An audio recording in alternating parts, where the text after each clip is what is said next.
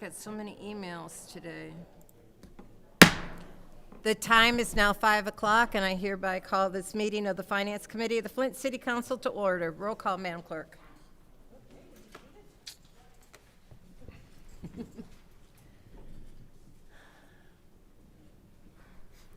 Mr. Alamin? Present.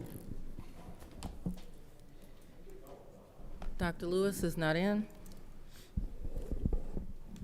Ms. Johnson is not in. Ms. Priestley? Present. Ms. Winfrey Carter is not in. Ms. Burns is not in.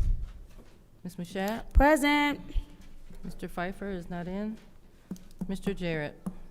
Present. You have 4 members present. We have 4 members present. However, there are 2 additional members located in the chamber, Madam Clerks. So we have, Madam Chair, yes. this has been one of those issues that was addressed by legal opinion. However, a quorum has to be established. The rule speaks to a quorum being broken. So until the members sit in their seats. Okay. Thank you.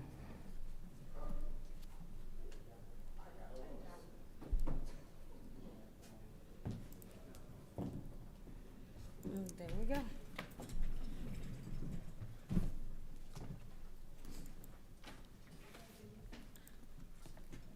Do we need to do another roll call, Madam Clerk? Yeah, that would be my Okay. preference. Time is 5:01 p.m. Mr. Alamin? Present. Dr. Lewis is not in. Ms. Johnson? Present. Ms. Priestley? Present. Ms. Winfrey Carter is not in. Ms. Burns? Present. Ms. Mashat? Mr. Pfeiffer is not in. Mr. Jarrett? Present. You have 6 members present. We have 6 members present. Reading of disorderly persons, City Code subsection, any person that persists in disrupting this meeting will be in violation of Flint City Code Section 3110, disorderly conduct, assault and battery, and disorderly persons, and will be subject to arrest for misdemeanor. Any person who prevents the peaceful and orderly conduct of any meeting will be given 1 warning. If they persist in disrupting that meeting, that individual will be subject to arrest. Violators will be removed from the meeting. Are there any agenda changes or additions? Madam Chair, Yes. I have 2 add-on resolutions. The first is addressing resolution on your agenda 250370, first quarter budget amendment. The administration. Okay. The first has to do with resolution 250370-T, the first quarter budget amendment. The administration reached out, and the version that we have on your agenda is not the correct version. So I have a substitute. So what I'm asking the council to do is separate 370 and drop it, and we'll just add this additional one. Okay, so this will be add-on 1? Yes. Okay, so we'll add on number 1. I have it. And you said you had 2?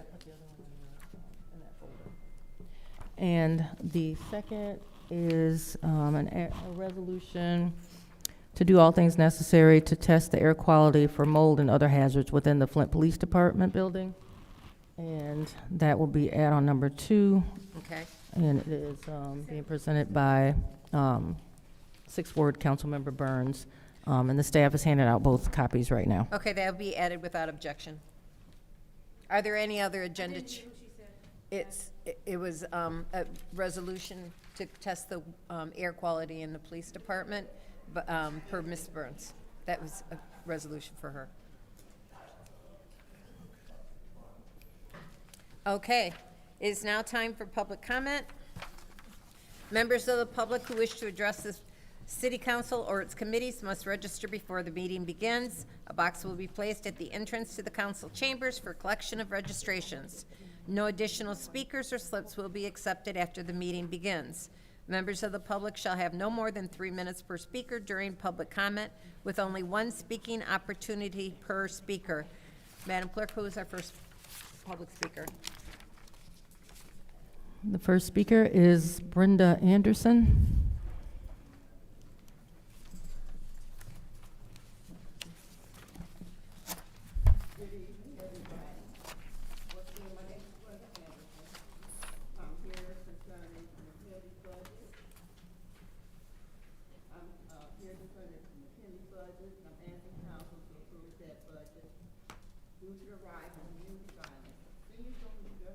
Can you speak closer to the mic? It's hard to hear you. Thank you.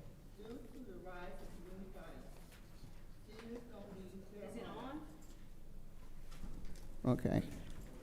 Due to the rise of community violence, seniors don't leave their homes except for doctor appointments, grocery shopping, visiting the drugstore, or church. There are not many places that's available for seniors to feel welcome, comfortable, or safe. McKinley Senior Center gives our senior population a place where they can feel safe, comfortable, among their peers.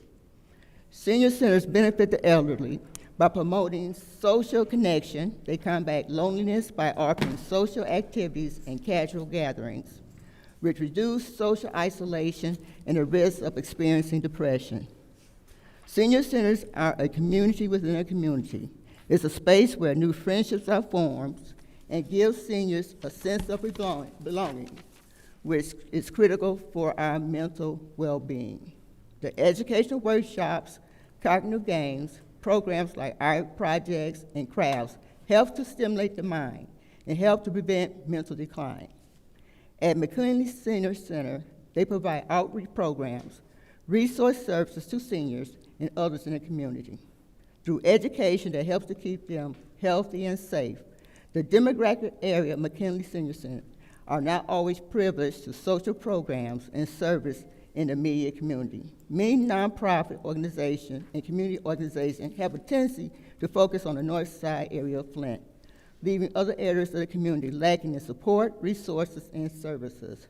McKinley Senior Center Director had the foresight and opportunity to bridge the gap in these services by asking Motivated by Faith to provide needed support for the seniors. Motivated by Faith has provided education awareness support to seniors and the disabled on the first Thursday every month from 1:30 to 2:30 p.m. since July 2025 on human trafficking, particularly benefits trafficking, where seniors are exploited by predators.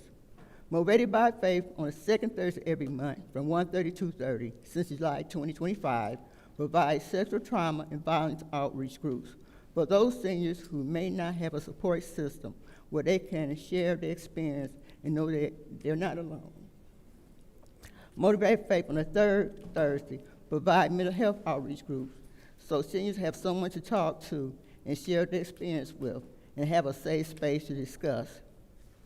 Many seniors are breadwinners of their families, often are raising grandchildren. Motivated by Faith provided tennis shoes giveaway at McKinley Center on September 27, 2025, where 40% of the participants were seniors. Hold on, ma'am. While we were messing with her mic, did the clock ever stop? Okay, we're going to give her 30 more seconds because that's what she started at 2:33. Okay, I'll speed it up. Okay, you got 30 more seconds. Okay, at the giveaway, 40% of the seniors had grandchildren with them. This coming Saturday, we're giving a boot giveaway for seniors and their family members so their kids can be safe during the harsh winter month. In December, we're doing a presentation with the CREAM, all focused on senior citizens. McKinley Center has provided programs and event activities designed to protect seniors' health and safety while providing resource information connection for those in service. Thank you. Next speaker is Stanley Wood.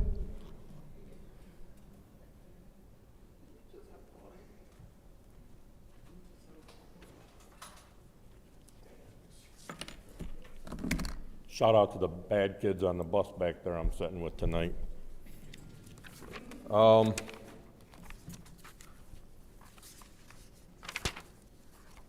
The resolution 250365, I'm assuming that was bidded out to hopefully multiple places, but I have a concern about doing business with a crooked company like LaFontaine Auto Group if any of you guys have paid attention to the news, the state just shut down some of their dealerships for selling used cars as new cars. I think I would want to distance myself from a company like that. And then 250371, the reallocation of funds from ARPA category to city council or city ward priorities. We've been asking a million times how much money is left in the ARPA funds. Somebody has went through and done some very good work on that, and I'm actually going through verifying it right now. And when you look at all the motions and resolutions that have been put through, out of the 94 million, it's all been allotted for based on those resolutions, and another almost 9 million more than that. So I question what we really have left in the ARPA funds. Madam Clerk, I want to thank you for clearing up the quorum. I was going to bring that up, but you brought it up. So, and then to the Madam Clerk Secretary, I do like the idea of what you're writing down the times that the people show up that aren't here at the beginning of the meeting.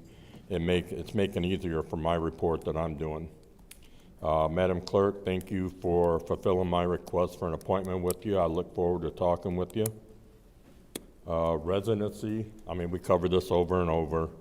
I just had 2 news outlets in the last 2 days reach out to me, one from Flint area and one from the Detroit area. Both of them wanted some questions answered about Leon's residency. He's made it pretty easy with all the paper trail for his. So Leon, your facade is crumbling. And if anybody's not busy, at 9 p.m. tonight on the Flint Urban News Station YouTube channel, there's going to be a special called Surviving Leon. Victim recounts chilling encounters with him. And then the last thing I want to do is, and I'm going to send this to you guys, in talking with my attorney, we went over HIPAA violations and what truly are HIPAA violations. And I can tell you based on this, and I'm going to send to you guys, the common lay person, even in a public forum, is not required to adhere to the HIPAA standards.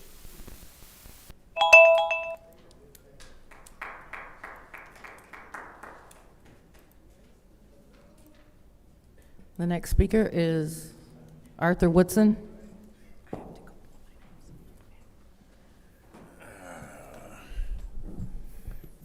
Hello, everyone. Man, Jonathan, I'm jealous of you, man. You just had a bald head and you had hair back already, man. Damn, that's something different. I can't even grow mine. Hey, Clyde, City Administrator Clyde Edwards, I'm gonna have to talk about you today. You know I love you to death, man. But I'm gonna have to talk about you today. DPW, Deputy DPW, he just got here in August and he's leaving already. He ain't ever, y'all don't know him because he never came to a council meeting because he lives in Canada and he leaves Flint at 3 o'clock so he can beat the traffic back to Wisner, Canada. I seen a post for the deputy position. What is going on with the DPW? Man, Mr. Miller was here, man. That's the only DPW person I didn't argue with. Never. I would write an email to Eagle. Eagle say something to him, and he would come to my email and say, just reach out to me if you have an issue, and we can talk about it and discuss it and work it out that way. That was the only DPW person that really I felt that he had the best interest of Flint. The water has improved tremendously, but our pipes are still messed up. Our water isn't safe, man. I don't care what nobody say. Our water is not safe. You still smells. Some areas are still brown. And I don't believe they testing it, the LCR sampling, doing it correctly. Because I saw a Flint Township zip code, even though they say it's Flint. They say it's Flint, but I don't believe they are sampling it right, because on the sampling I saw a lot of 407s, 406. I didn't see that many 405, 505s, 504s, and some 503s. I didn't see that many of them. Well, we don't get the addresses of where they testing, and all they test is 60 of them. So we need, would y'all please call City Administrator Clyde Edwards up and question him about the city DPW positions, because we need someone that has experience and knowledge of the water, so that we don't go backwards with our water distribution system and things work out right. Thank you.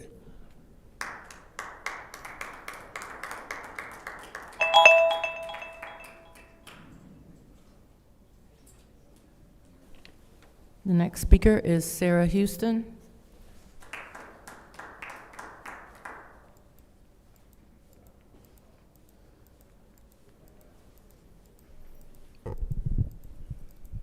On October 31st, the mayor of Flint, Sheldon Neely, held a press conference titled "No Flint Resident Left Behind," with life-saving information for withholding of SNAP benefits for all the residents in Flint.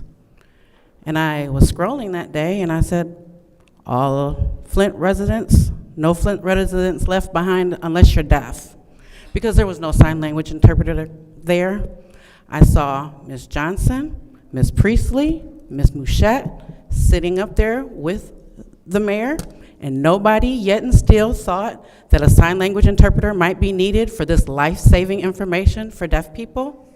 People want to think that closed captioning is enough, but I must let you know that closed captioning is not the same as ASL. ASL is a completely different language, and many deaf people are not well-versed in English, because 85%, more than 85% of deaf children are born to hearing parents, therefore being deprived of language, because parents are encouraged to assimilate deaf children instead of teaching them their natural sign language. That's called language deprivation. Please look it up.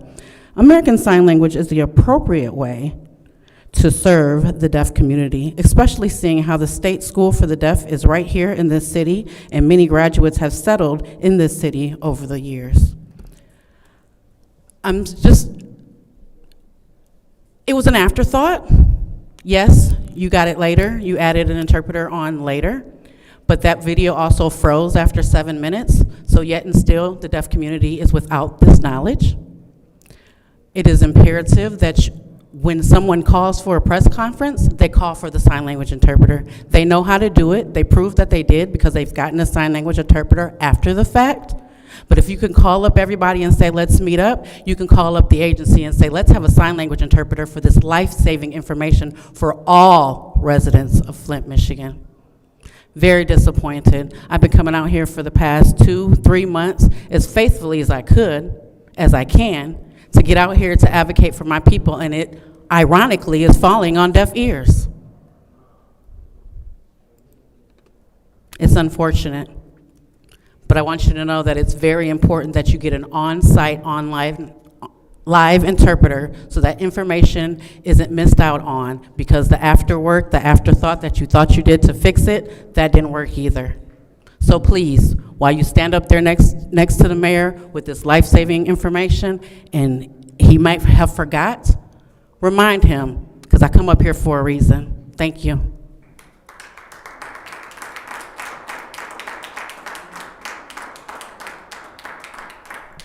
The next speaker is Diane Thornton.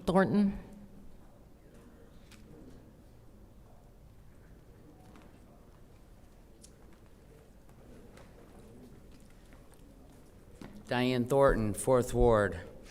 I am a member of the Color of Law Coalition, which is a group that is formed to help with the needs of the community. So right now our mission is to put together these book bags.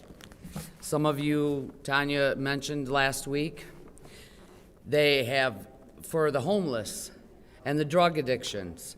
We are out passing them. The women that are involved in this group collectively on our own have put together nearly 50 backpacks that consist of hats, gloves, blankets, Narcan, snacks, toothbrushes, toothpaste, all the essentials that they can carry.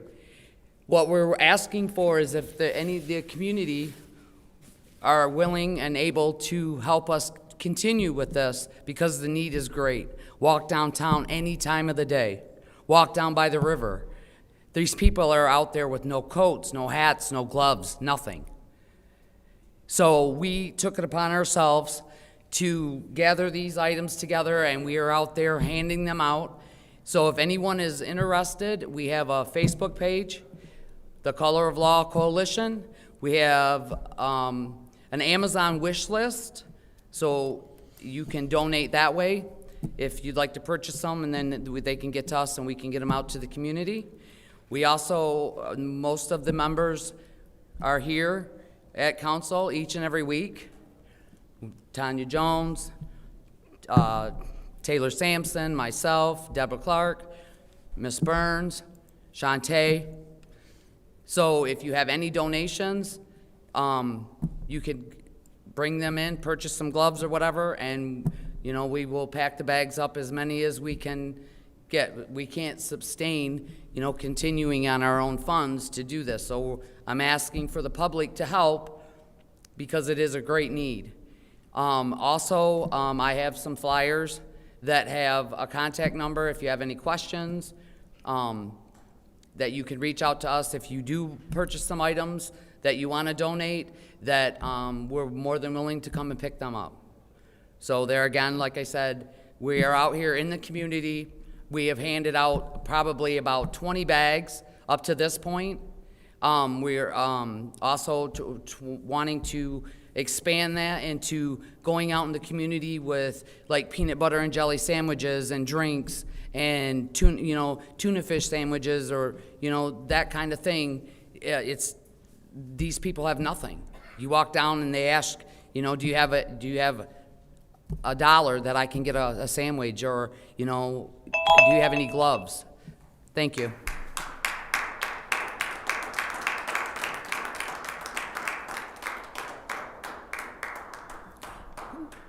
The final speaker for this meeting is Tanya Jones.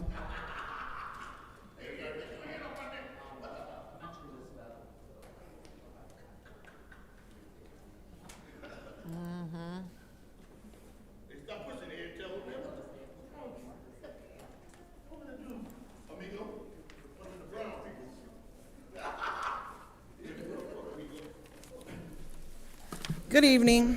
I'm Tanya Jones. I'm here advocating for my son, D. Michael Edwards. My main concern is I'm thankful that someone's listening. The color of family, okay? I really want to say thank you that, we all come together and get out here and helping. Basically, when we out here going to the areas where we're going out here where it's broken, where people don't want to go. The point is, it's not about just giving a drive for just book bag giveaway. We're going like on Franklin Street, where I done went out for my own son, down on the east side where people don't want to go. So this is not like they give free food, just come get it. We're going where I know that these people out here suffering, they need a Narcan at the last minute. So Miss Beverly Biggs is part of the group also. She forgot, she was nervous. That's her first time being up here. And I just want to say thank you guys, because obviously someone's listening. If you just take, in the Bible, just one, 2 or more come together, and, somebody's going to be, it's going to be heard. And I want to tell you guys thank you for what you're doing, and I appreciate you. So God is good, and keep the faith. And if just somebody here, we just come together, it's going to be all right. Take care. Thank you.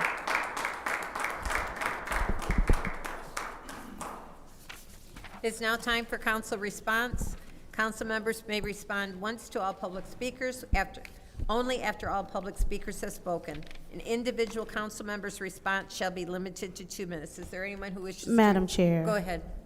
Thank you.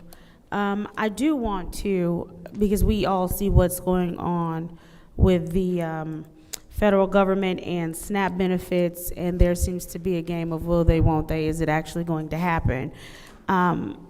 we had an opportunity to stand with Mayor Neely at a press conference when he announced the fact that, and which was something that we actually discussed during council. So we were trying to figure out what would happen with the residents who are receiving SNAP benefits, as well as with the residents who are finding themselves on this long-term furlough from work.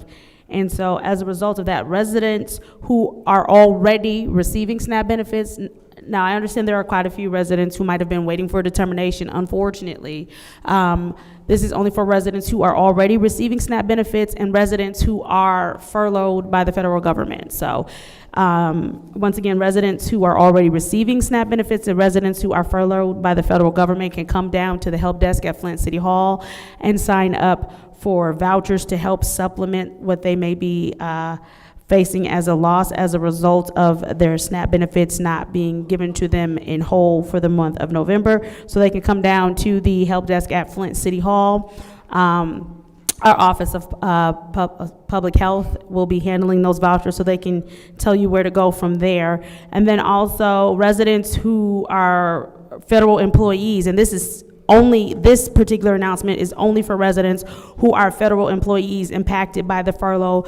There has been a freeze on water shutoffs for those residents only who have been impacted by the federal government massive layoff. So again, this second announcement is only for those who are currently impacted by the federal layoff. There is a freeze on water shutoffs. You can call the water department to get more information. Thank you, Madam Chair. Thank you. Anyone else? Madam Chair. Go ahead, Ms. Burns. Thank you, and thank you to everyone who is here. I do want to say, if you are in assistance, because a lot of people don't know, with the SNAP benefits. Today, St. Mark gave out food, but I want to give this. On Mondays, Bethel United Methodist Church gives out food. Get in line early. It starts at 9 a.m. On Tuesday, Asbury Methodist Church on Davison Road gives out food at 10 a.m. On Thursday, the R.L. Jones Center with Greater Holy Temple Church gives out food on Dorrit Highway. And then on Saturdays, Gloria Coles, Flint Public Library, that's when they will, well, I'm not going to say Gloria Coles, right? I know the other ones are help centers because I've worked them.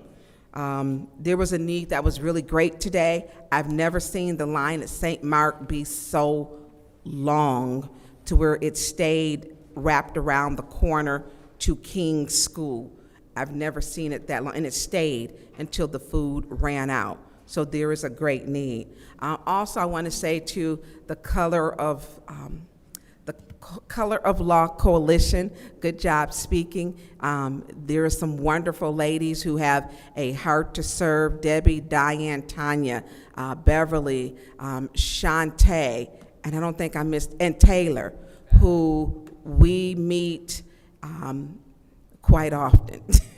But these ladies have been packing those bags and even giving out sleeping bags because in identifying the homeless who sleeps with the building. So kudos to you. I love working with you ladies. You are what resilience is and making sure no resident is left behind. And I appreciate what you ladies do because you making it happen with zero funds from anybody, but just the love of the community, and that's why I love y'all. Thank you. Anyone else? Madam Chair. Go ahead. Thank you. First, I would like to thank all the residents and all of the speakers. Ms. Sarah, thank you for bringing forth the information that you always bring to us, and let me let you know, it is not on deaf's ear. I'm assured, you know, that you have some council members that have been looking into what can be done. I also wanted to add to Councilwoman Burns' list of food distribution. I would like to let everyone know, in addition to the list that she just gave you, I know that the St. Luke New Life Center, they have a weekly food giveaway, and it's on Fridays, every Friday, and it starts at 10, but you want to line up early. There's a food giveaway as well as a clothing distribution. and it is open, and it's, you know, it's there until the food is gone. So add that to your list of places that you can come out and get food. Thank you, Madam Chair. Thank you. Anyone else? Madam Chair. Go ahead. Dr. Thank you. So I also want to let the residents know this evening that if you would like to know about the pantry listings, I have that here. So I will have the secretary put them on the back so you can take one for yourself and for your neighbors. We want to make sure that we have the supplies on deck. In addition to, there was another thing. Oh yeah, we are looking to host a listening session next Thursday at the Mays Center. And the listening session is about a school fighting ordinance. So if you have any questions or comments, we would love to see you there. We will be there to listen because we want to make sure that we're doing our part in curbing violence in our city. And this ordinance is one step in the right direction. They did it in the city of Grand Blanc and other municipalities, so we want to make sure that we have good legislation here. And we know that with this, it'll help us do a couple of things. I'm not going to just give it all out tonight, but one of the things is raise money so we can have youth services such as anger management classes and things like that. So this will be a self-supporting ordinance. So I'm looking forward to the ordinance meeting, which will be next week, and the flyers will be on Facebook, and we'll make sure that we get some out in the community. So thank you, Madam Chair. Thank you. Anyone else? Madam Chair, Go ahead. I'd like to thank everyone for coming out as well. Ms. Sarah Houston, I do apologize. Anything I attend, I'm gonna try to make sure that the mayor knows that we need somebody who interprets sign language, so that I do apologize for. Also, street outreach also help people that is homeless as well. I can get you the number for that as well. And then on next Tuesday, Veterans Day, we are doing something at Sacred Heart where we're giving veterans something at the new center that they have at Sacred Heart on Stewart. So hopefully we'll see everybody that is a veteran next Tuesday on the 11th. Thank you. Thank you. Anyone else? I'm going to take just a minute and talk about the homelessness in our area. As people in the Fourth Ward know, there are many, many squatters in these abandoned homes. And today, as I was driving down Woodrow, I saw one actually start and go up in flames. It was fully engulfed before I could get the call to 911 through. And the people did get out, but what were they trying to do? Were they trying to cook? Were they trying to keep warm? It's only going to get worse. So I applaud you for doing what you're doing. And if you could get me the information, I'll put it on my Facebook page, and share your site. So, Chief Wiggins, I want you to know that we've got problems coming up on the Fourth Ward in particular. Thank you. It is now time for the consent agenda. I'll entertain a motion. Madam Chair, Go ahead. I make a motion to approve the consent agenda. There's a motion on the floor by the councilwoman in the 7th Ward to approve the consent agenda, or send the consent agenda to council. No, send it to council, thank you. Is there support? I'll support that. Is there any separation? Madam Chair. Go ahead. I'd like to separate Resolution 250335-T, 250366-T,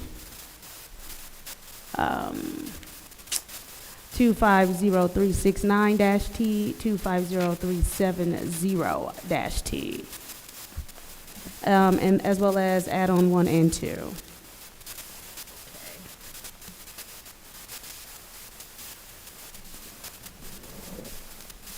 Is there any other separations? Are there any other, excuse me? Are there any other? Yes, Ms. Burns. Yes.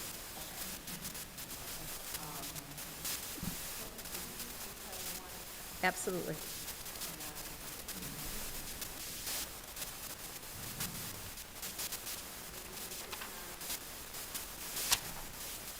It's already separated. Oh, I thought you did. I circled that one. Okay. All right. So what I have right now as not separated is 250365, the purchase of 4 pickup trucks from La Fontaine. Make sure I get the numbers right. 250367, the grant acceptance of light equipment, obligate grant funding towards specified equipment. Pardon?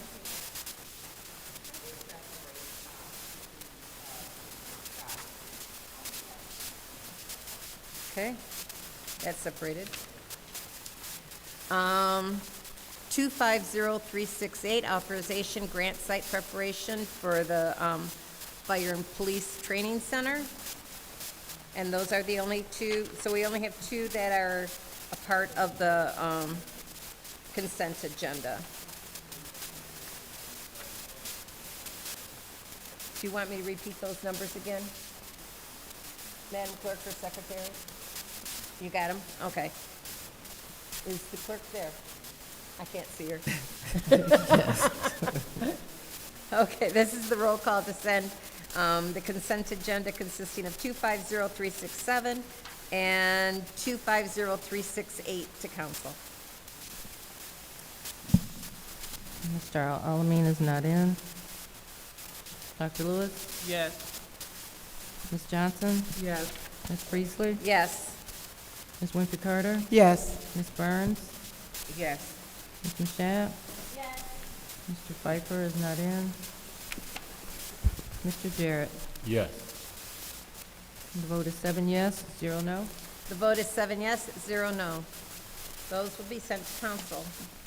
Okay, our first separation is, get back to 250335, application and proposed budget, senior millage funding, Genesee County McKinley Center. I'll entertain a motion. Madam Chair, Go ahead. I make a motion to postpone indefinitely. There's a motion on the floor to postpone indefinitely. Is there support?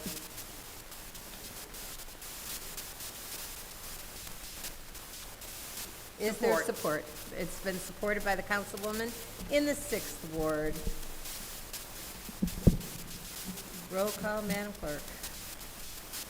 Dr. Lewis? Yes. Ms. Johnson? Yes. Ms. Priestley? Yes. Ms. Winfrey Carter? Yeah.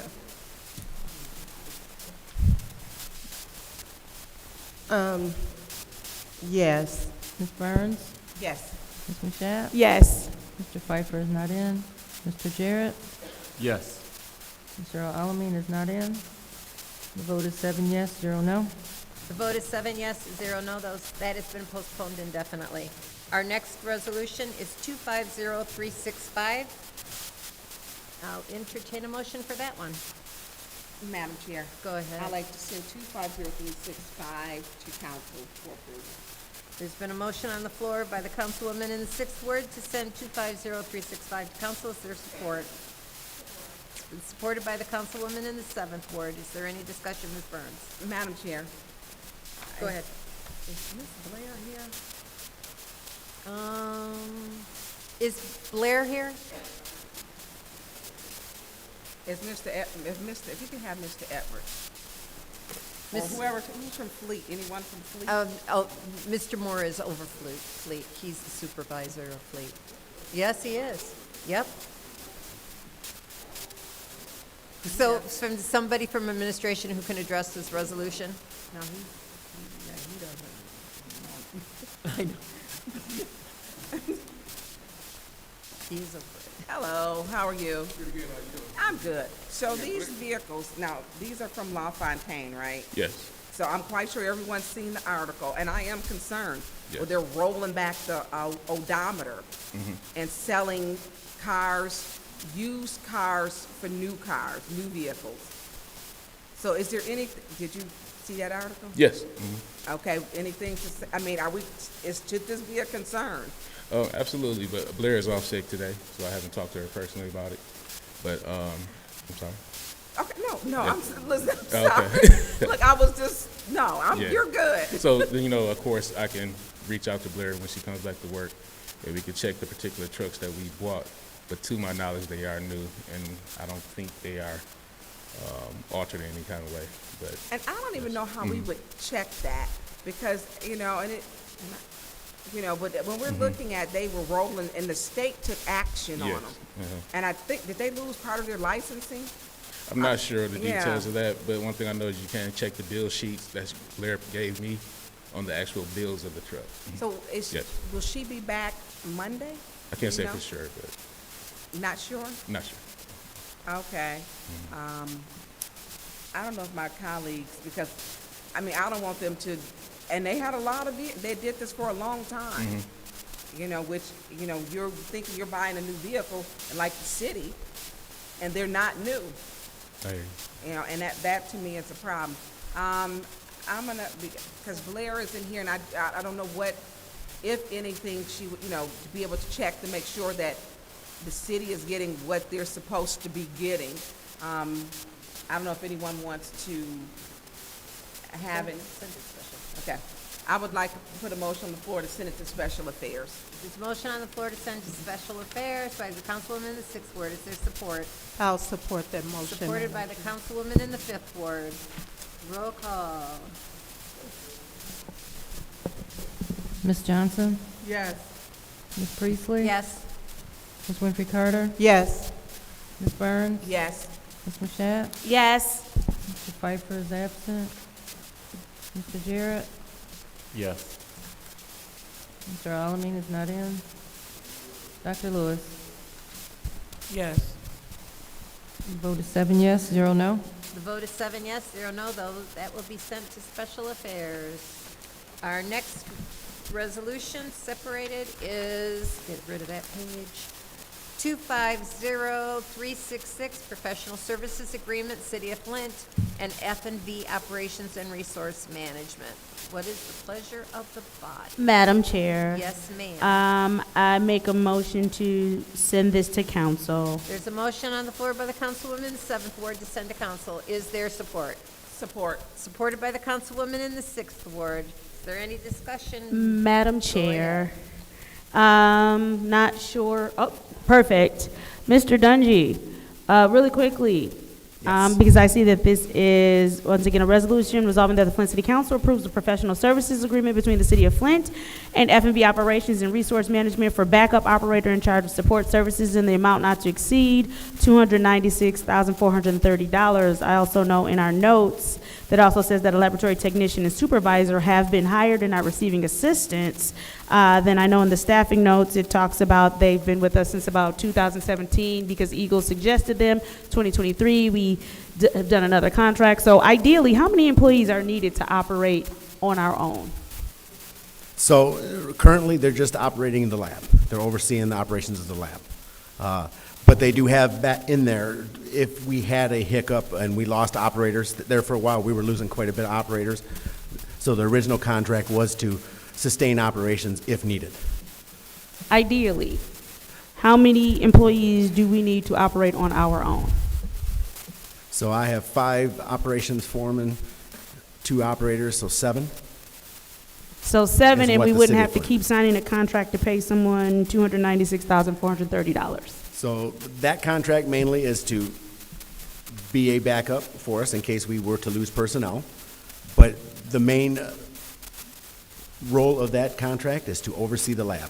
We now have a fully staffed lab, but I just hired the operations supervisor. He doesn't have water experience. He has waste experience. He has lab experience. He's a certified chemist and all of that. So we are retaining F&B for one last year to train him and get him up to speed. As long as we don't lose any employees in the lab, we will be able to release So you F&B answered my a year third from now. question of how much longer do you anticipate us having to contract out? And I think you might have answered the second of what is keeping us from hiring the necessary personnel so that we do not have to contract out? So we are now fully staffed. But the supervisor doesn't quite, have all the skills experience. So we are having F&B for this last year, this last contract to train him for 1 year. All right, and so what happens if in the year, the person that we have right now that's not quite ready for that responsibility, what happens if they leave? He will be ready. We're going to see to it that he is ready. No.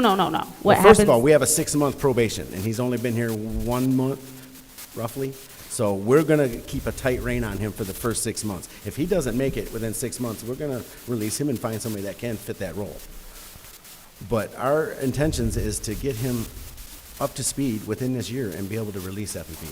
What happens if in that year he leaves? Not if y'all don't keep him, if he decides to leave. Well, I can't do nothing about that. I'm doing the best I can to retain people, but. So you then know, we'll be back here with another $296,430 ask in a year for we someone can't else retain to employees. help us operate our facilities.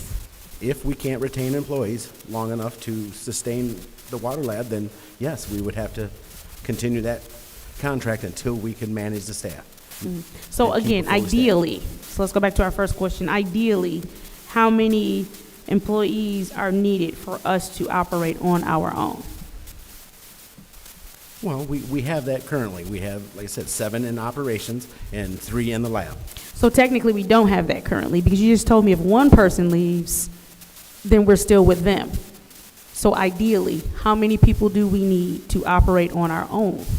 What we have now, 3 people in the lab and 7 And what you operational just staff. told me- We have that totally filled. Right, but if one person leaves, What? we're back here with this contract. So is it that we need 2 of everyone, or I'm just trying to understand what we need to ensure that we can operate on our own and we don't have to keep contracting out? So is 2 of everyone, is that ideal? Sure. If the budget can allow that, I'd love to, 2 lab supervisors, you know, so Okay. that way you're always covered, but it's kind of hard. We barely can afford to pay 1. You know what I mean? No, I point would love the completely redundancy. understood. Yes, I would love the redundancy. Now, I will admit, one of our lab techs, she has an associate's degree in chemistry. Mm-hmm. She does, the gentleman that we hired is up there in age, so he's told us, well, we can give you 5 to 7 years. So Abigail has promised that she likes it at the City of Flint. She went back to school. She's hoping within 2 years to have her bachelor's and master's in chemistry. So at that point in time, she would meet the minimum requirements for that lab supervisor job. Thank you. Is there anyone else? Madam Chair. Go ahead. Thank you. Hey, Ms. Nucci, how are you? Good. Yourself? I'm tired. It's been a rough day. Quick question. How long has police, because I know we need them for our capacity build or for their talent. How long have they been here? Since 2017? That's what I thought, because they were here, I think, Yes. with Rob Benzick, too. Yes. Yeah. Okay. And so I get what Councilwoman Mushat was stating, that, and maybe I'm like, do we need like some extra people? So we're not just at the, if one person quit threshold, Right. you know, like, we need a spare. The lab supervisor is the most important position for that, you know, Okay. because they have to have that knowledge and ability to meet compliance. So Well, we can I see lose a Yolanda lab tech coming up. and we can make, She's getting ready to give you a lifeline. we can lose a lab tech and still be able to manage because my operators are trained to do the basic lab duties. So until we could get another one hired, we would have no problem. But the lab Okay. supervisor is a very important position. I'm not Yolanda. giving you the lifeline. What I'm gonna let you know is that contract agreement can change for services. Yolanda, If can we you lose a speak- lab supervisor and we still have 2 lab techs there, then all we need to do is contract for a lab supervisor, vice versa. We don't hire the lab just to cover all 3 people. We have the lab services because we have a new lab supervisor. Then there also actually is a new lab tech that moved over from being an actual operations, senior operations maintainer, but he's in the lab. He also needs to be trained. It was a lateral move, so the lab tech and the lab supervisor is being trained while we already have had a lab, one of the lab techs has been there for a couple years. So that contract can be changed for whatever services we need. We don't hire it for the entire lab, it's for So whatever you're service saying we you're need. staffed properly then? We're staffed properly, but they're not fully certified, and until Okay. F&V How long does it assures take for the us. certification? I don't know if it's 6 months. 6 months to a year. 6 months to a year? Yes, Okay, yes. okay. I know we need them. Yes, we need them because if, as we, again, we say they will always be standby. Even if we have fully staffed, someone leaves, then we'll have to have F&V make sure whoever leaves is in compliance. Right. All right, thank you. You're welcome. Thank you. Any other discussion in the first round? Madam Chair, Go ahead. just so that I'm not really clear, does this contract provide a certain number of FTE that are available to us at a given time, or a certain number of bodies, or what? Yes, it'll supply us up to 4 people. Up to 4 people? Yes. So are they, so someone daily reports to wherever the facility, Yes. whichever. Yes. How many persons report daily currently? So currently, 1 person reports daily. If they have to rotate weekends, they have another operator that will rotate with them. And then we have the lab supervisor from F&V that comes twice a week to oversee. So on, if you were to look at the last 3 months, has it still been just 1 person, or has there been extended periods where you've needed more than 1 FTE at a time? Oh, yes, there's been times that there's been more than 1. In the last 6 months? Yes. And is that due to our own staff shortage? No, due to compliance things. There's certain things that the lab supervisor reports that they have to submit. The lab techs can't submit them. So F&V will come in once a week to submit them reports, go through all their numbers, make sure everything's being done correctly, and then they submit a report.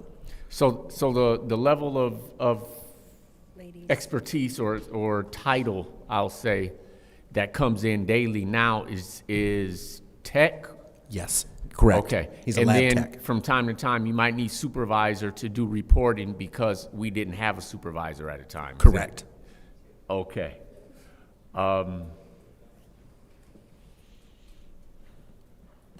And I think I was following the councilwoman in the 7th Ward as well with what, if we're expending almost $300,000 a year. If we were to increase FTE or a budget line item by $120,000, would that maybe allow us to not have to spend the 300? Would that maybe save us 180? So you're talking like possibly support another staff member? Support another Oh, in the staff- long run, yes, that would help. Currently, I mean, even if we added that, we'd still have to get another person on board and trained. It took us a little while to get this last lab supervisor. So I think more than likely, we're going to keep this company for a year regardless of Yeah. that. But that, long-term, that would be the best way to go, because that way you can, you know, So- redundancy as far as if you lose somebody at that top level, you have a replacement, so. So, again, In-house. will you help me understand the different levels at which we have in the group? I heard 3 lab, are those lab techs? So you have 2 lab techs that rotate, they have to work 7 days a week. 2 lab techs, okay. And then you have a lab supervisor that oversees them. Okay, but now, how do we, I thought you said there were 7 persons in the department. So she had mentioned operations. So they also cover operations of the water plant itself. So there for a while, when they were hired in 2017, we lost all of our operators, but 1 or 2 guys. So we had to There are 4 restaff. operators? Yes. So they put it, so the original contract was to help support operations and the operator in charge. After a couple years, I got the operator in charge, so we relinquished him of that, but I still had to support the lab staff. Okay, if we were to increase 1 FTE, which one of these 3 levels would it be? The lab supervisor. Lab, so you would have 2 lab supervisors? Yes. Okay. Now, can that be done, you think, at $120,000 a year with fringes, or? I'd have to look at their pay rate. I'm not sure exactly what it's at, what level it is, but I want to say it's probably in the $70,000 range. So that might for a get lab us close. supervisor. So if you double that, you know, it's usually about double for all the benefits, so 140. So it might get us close. Yeah. Okay. Yes.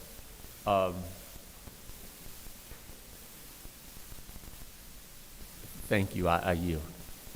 Thank you. Anyone else? Yes, Madam Chair. Go ahead. How you doing, Mr. Dungy? Great. Question, I'm just sitting here thinking, what is the qualifications for a lab supervisor? So a lab supervisor has to have a bachelor's degree in chemistry. We had on the job spec 3 to 5 years experience in a water quality lab, but we were unable to find anybody with that.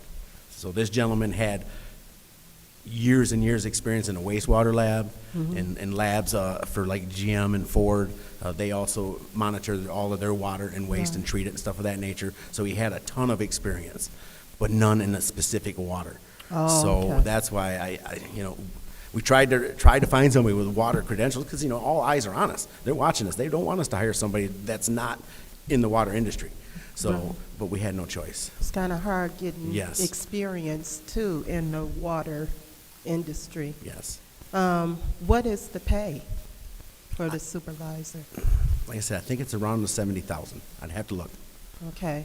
And what about the lab techs? What is the qualification for a lab tech? So they would like them to have an associate's degree, or there's a bunch of experience that can go with it. Now we did hire. I'm not sure if Dave had an associate's. Dave was an operator, and he was able to transfer and test out for that lab position. Oh, okay. But he has 2 years experience as an operator now. So, and he has a state license. That's one of the things that they require to as a lab. Oh, okay. So that probably helped him qualify. And so we had such a hard time finding someone. I'm just wondering, do we have a relationship with any of the colleges, U of M? I think they have a major in chemistry. I don't know. And we should always keep that relationship going so that we can get students who graduate with degrees in chemistry, Yes. get them ready to go into water chemistry. Okay, just wanted to ask. Thank you. You're welcome. Go ahead. Madam Chair. Go ahead. So are we training these people that you guys are getting in and they're leaving? Yes. Yes. Okay, do we have a stipulation in the contract if we train them and they leave within a certain amount of time that they have to reimburse us for the money? No. Okay, so that's something that you probably should look at. Because if we're training people, there is always, if I train someone, there is always a stipulation in my contract of we training you that you have to stay here a certain amount of years. Other than that, then you have to pay us back what you're receiving or our Right. training that we're putting upon you. So I think you guys need to put some stipulations in your contract. Like once you get fully trained, at least 2 years, Right. Yep, other of than service that, after that. Yep, then if they leave before then, if they leave before they give us the service that we need, once we train, they have to pay us the money back. Okay. So there should be some stipulation Yeah, in your we- contract, instead of you keep coming to us for $296,000 and some dollars, right? Yes. So there should be some stipulation, because that's a lot of money to be wasting Right. on one person, and then we don't get to be able to, them to be effective. Right. All right, thank you, sir. Any other discussion in the first round? I'm going to take my time, seeing how there isn't anyone else. How long has it taken us to be fully staffed? Since 2016, 2017? So it's not as easy as people No. think to hire somebody and bring No. it in. I'd love to be able to be fully staffed and have enough adequate staff that we don't have to hire a consultant to come Yes. in. But this is the organization that has been supervising our water treatment plant anyways, right? Yes. Okay, thank you. Is there any discussion in the second round? Go ahead. Mr. Dunn, how much does the lab tech make? Because I remember that wage was low. Oh, I'd have to look at that. I want to say I don't know. I'd have to look it up. I can send that to you tomorrow. Could you please? Yes. Thank you. I'll send you both them job specs, the lab supervisor and lab tech. Yeah. Is, I'll get it to Mr. Edwards, and he can get it to Davina, and then they can get it to you. is there any other discussion? Are you done? I am done. Well, hold on. I do know that that's a big part, was the pay, with maintaining and keeping people in that position. And I know that Flint's pay is not competitive in a whole lot of departments, including our police, at all. So, thank you. I'm done. I yield the floor. Is there any other discussion in the second round? Any other discussion in the second round? Last chance. Hearing none, this is the vote to send 250366 to council.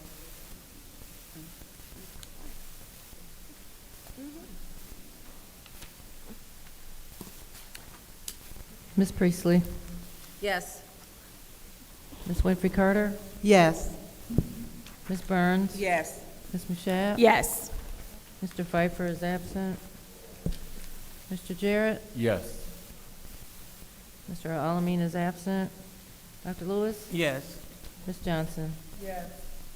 The vote is 7 yes, 0 no. The vote is 7 yes, 0 no. That will be sent to council. The next separated resolution is 250369. Budget amendment, appropriate additional funding for the Blight Department fiscal year 26. I'll entertain a motion. Madam Chair, I would like to send 250369 to council. been mo- Yeah, to council. for Okay, approval. is there support?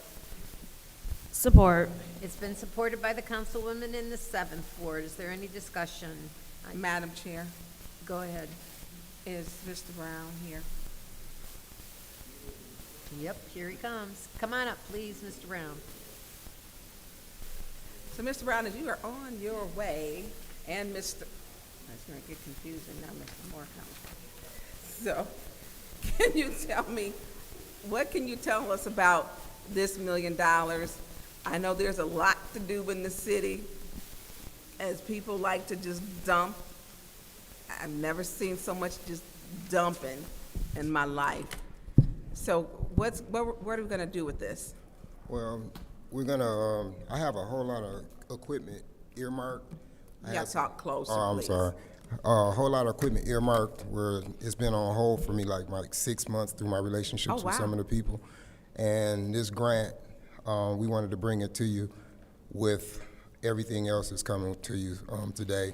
So we got demo equipment that we're gonna have. We got the forestry equipment that we're gonna have. It's all in the whole scheme of plan from when we had our budget hearing as far as us expanding into our demo program and everything, so. So this is for the demolition of, demolishing Homes. structures. Yes. And so who's gonna run that equipment? We have. Do we have people who can run it? Yes, we do. Oh, And I'm trying to, the reason why we're bringing you guys may not remember, last year I was under a $1 million labor grant from the state. And I had a whole lot of money then. I don't have that money now. So we're expanding and we're trying to get that second part of our budget adjustment or budget, what you call it? The budget. so here's a question. The budget If we're amendment. getting demo dollars, demolition equipment, Mm-hmm. and maybe, Mr. Ward, you can help me with this. And it's in the city, and y'all know I'm gonna go to land banks, some of their properties. Yes. Can we bid on those, or do we know, is that, because one of their things, they don't have time, or, getting those structures down take a long time, and that list is full. And since when we gave our ARPA, we got more. It does, and the thing about it is we've had a communication or a conversation with the land bank, and if they've made it through standard motion, they're allowing us to go ahead and demolish them. The only thing about it is if we can get everything that we need to have going forward. I'm so far behind right now as far as training, because I was supposed to have my people already in here so they can be trained. We could be demoing houses right now. So, and you probably seen this house before, Corona Road is 2325. The house is on the house next door. Yes. The four walls have literally collapsed, like someone took a pin out of all of them. So are these the type of structures that the city, because it's dangerous. Yes. It's falling on the cars next door, and it's other homes that just are in structure, terrible condition, on the corner of Berkeley and Ballinger. Yes. Yes. They put an it's complete, and it's dangerous. Yes. And so are these structures, yeah, it used to be a medical, and inside that used to be a pool for therapy. And that back wall is buckling out to where there's a house next door. The bricks have already started falling on the resident that lives in that house. So are these type of properties that we would go after that pose a hazard, like Corona Road? Because there's no Yes. money, they say, to do Corona Road. Yes, there are. I ride these streets. I'm in these streets every day. I know you are. That one that's on Berkeley and Ballinger Highway is one of the ones that are on my list. We got environmental people that are going to come out and make an assessment of it, and then from that standpoint, we'll start knocking them down. Yeah, I see Chief Wiggins he's gone. I know when they set that on fire, it was about 2:30 in the morning, and Chief Wiggins came out, and it was 3 doors from the house they say I don't live at, but they woke everybody up. And literally, when I looked out the window, my neighbor was blowing his horn, and the fire was it rolled, and 5 doors down on each side. And the police knocked on the door too and evacuated everyone.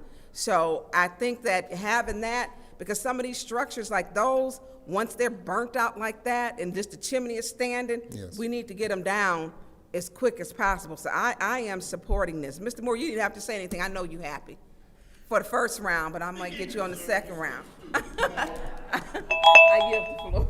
Madam Chair. Go ahead. Thank you.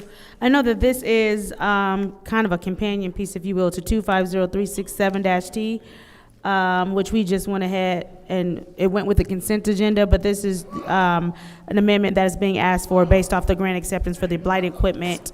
RL. And the obligated grant funding towards special equipment.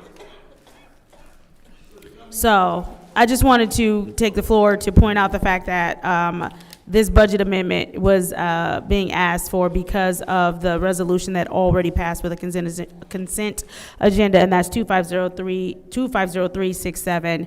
And they also list out the equipment that we will be purchasing. So this is additional equipment. It's new equipment. It's not like getting a second piece of equipment that we already have, or... No, to be quite honest, one of the pieces of equipment, we have a log loader. It's a grapple truck, and I want to get another one because that's probably the best piece of equipment that we purchased since I've been here. All the time I've been here. So we wanted to get another one so I could stay out another crew because that can be utilized on our abatement processes as well. That's the only piece of equipment that's going to be duplicated. Okay. And then also, you said you needed this for demo work, and I'm guessing that you all will be the ones doing the demo on the other thing that passed with the consent agenda, which was 250368-T, which was the authorization of the grant site preparation, demolition, and remediation for properties and land located around Fire Station Number 4, the Police Training Center. Yes. So you all will be doing that demo Yes. with some of the equipment that will be Yes. purchased with this grant money? Yes. Okay, thank you. I yield. Any other discussion in the first round? Any other discussion in the Madam first Chair. round? Go ahead.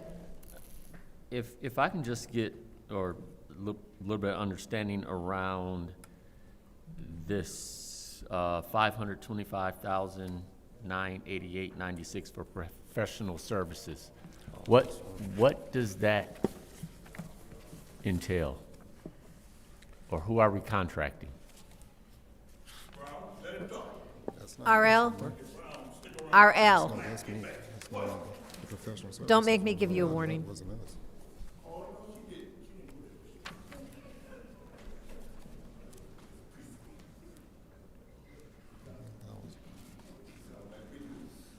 Mr. Jared, what number is that you're reading off? What number is that? Am I looking at this right? Oh, the 500, the 535? Yeah. The professional service 500. Okay. That's 321. Yep. Pause this time, please.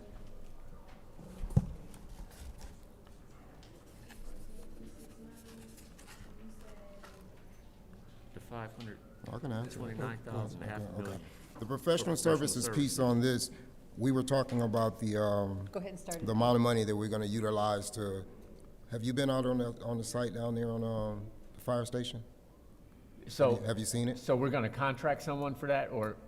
Well, what- it's gonna be for disposal services. We gonna have a whole lot of disposal services there. Okay, so we'll tear it down, but somebody else will haul it out. No, we're gonna haul it, but the landfill costs are extremely high. Okay, so this is for landfill? Yes, landfill and, tree work and, all that. Okay. That adds some clarity, because I know we were saying that there's equipment that's gonna be purchased. Yeah, all the equipment is gonna be, we'll have the equipment and we'll have people to utilize those pieces of equipment, but that dang on landfill stuff is ridiculous. So where is the equipment? What I'm looking at here is a grand total of 1 million. That was in the previous, it's one of the items that was on the consent agenda for the grant. And I thought I was following what the councilwoman in the 7th Ward said, where basically these be companion pieces, and I thought that was funding this. That $1 million was funding this $1 million. The $1 million is just for equipment purposes only. Okay, so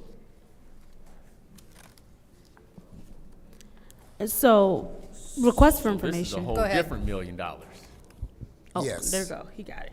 Okay, so Yeah. this is a whole different $1 million.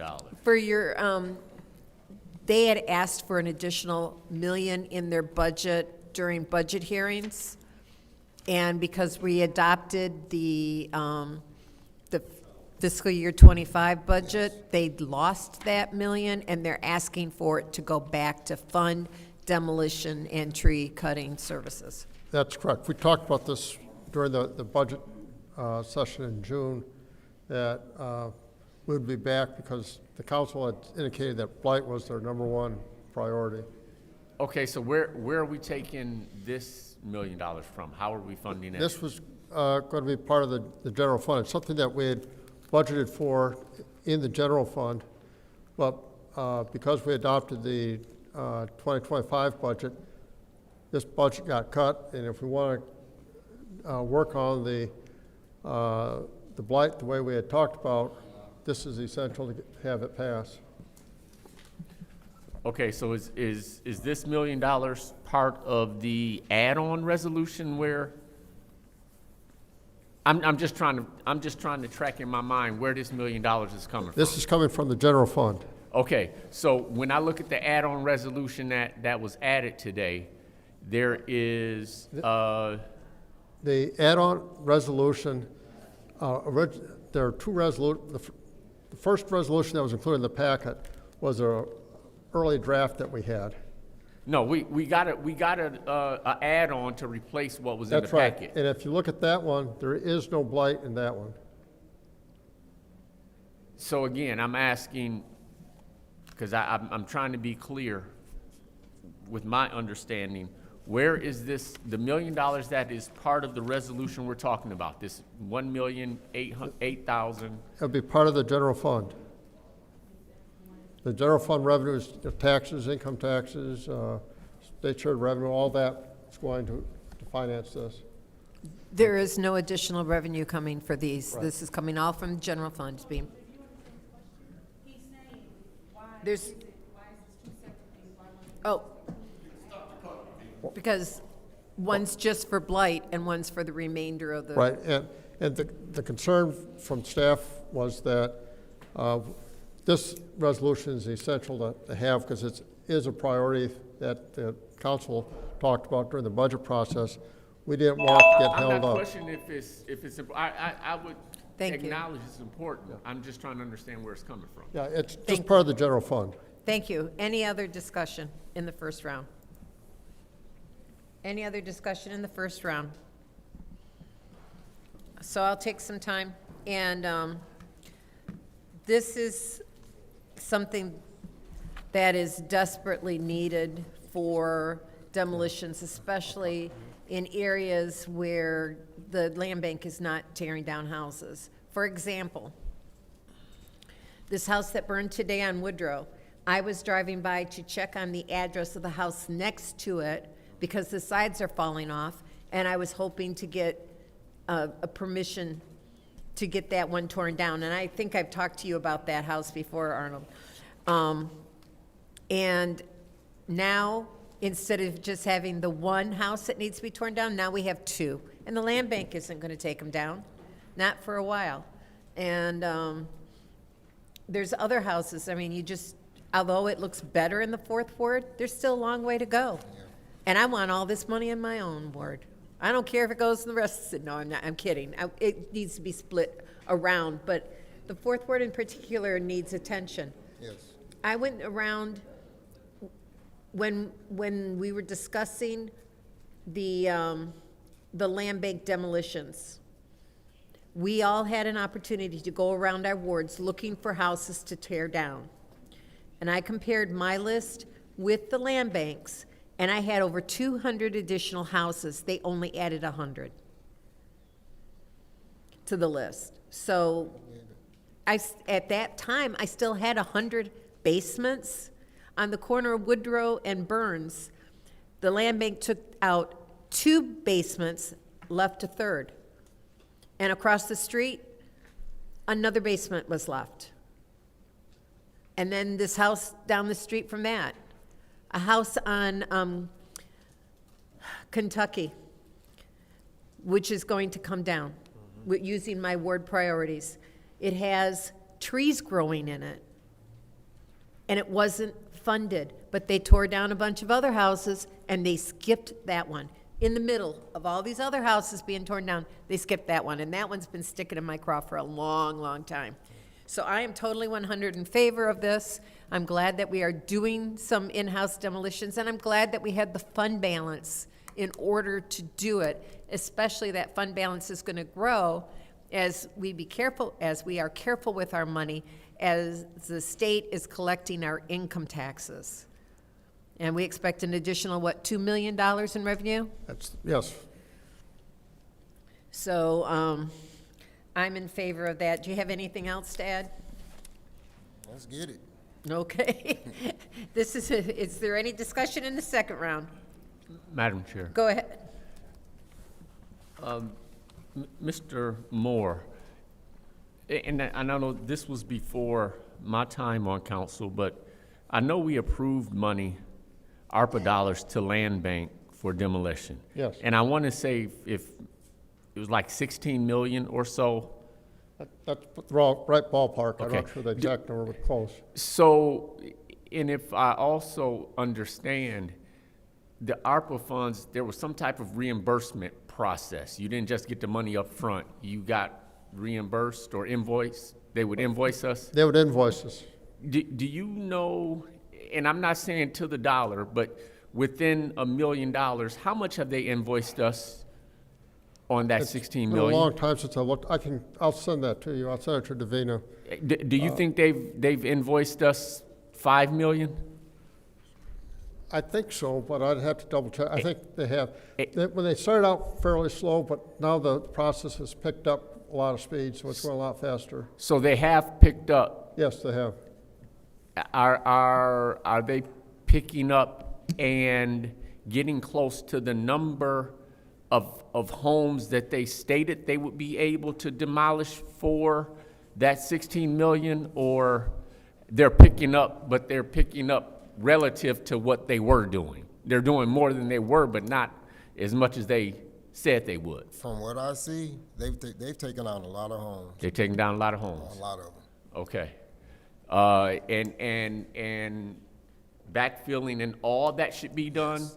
They seed and straw and everything. It's Seed so many and straw, vacant lots. okay. So many vacant lots around here, it's crazy. And the property is maintained in their ownership? Yes. And from here, they are also to maintenance those lots in accordance to expectation for good citizenship? Yes. Okay. I was just told that there's approximately $2 million left in that. $2 million? Right. So they've spent the rest of it. Okay. So 2 million out of 16, that's a little bit more.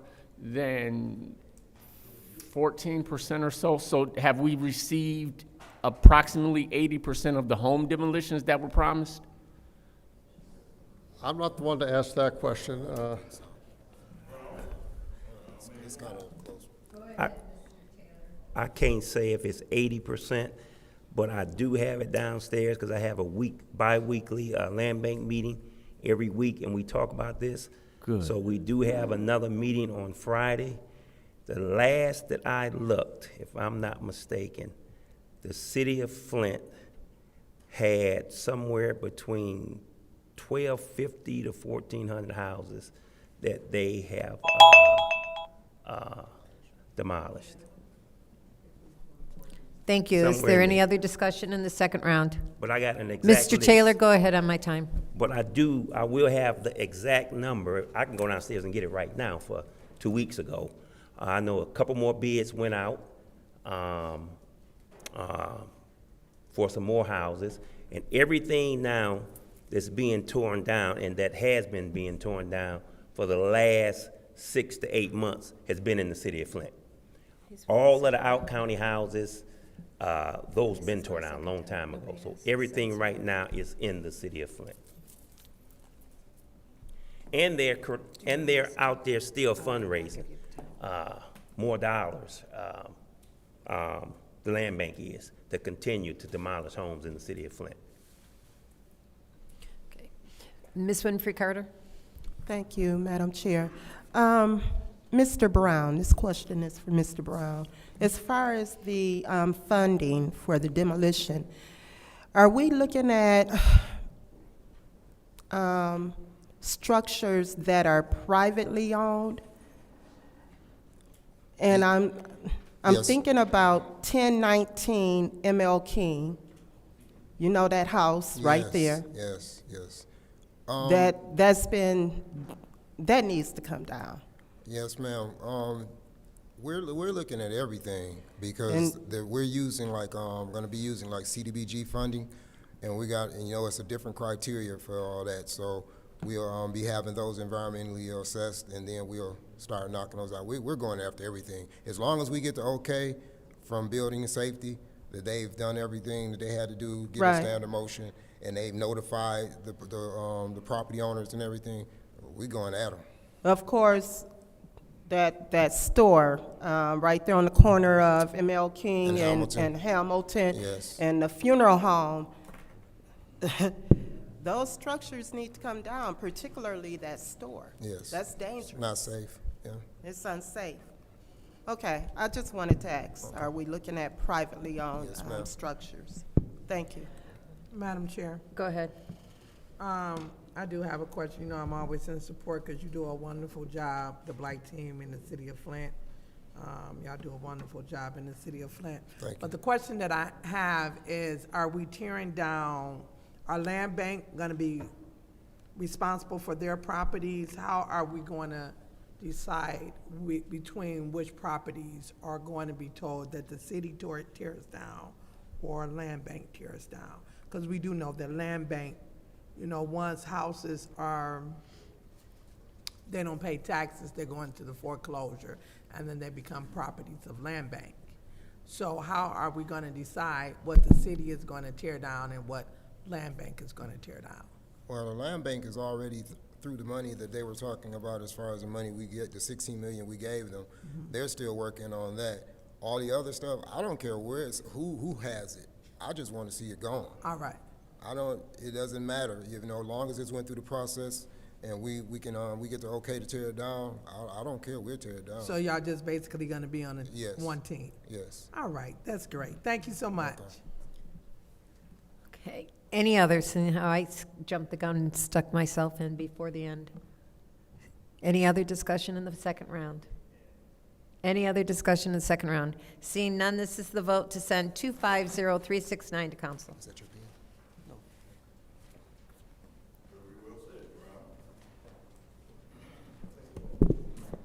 Ms. Winfrey Carter? Yes. Ms. Burns? Yes. Ms. Mashat? Yes. Mr. Pfeiffer is absent. Mr. Jarrett? Yes. Mr. Alamin is absent. Dr. Lewis? Yes. Ms. Johnson? Yes. Ms. Priestley? Yes. Vote is 7 yes, 0 no. Vote is 7 yes, 0 no. That will be sent to council.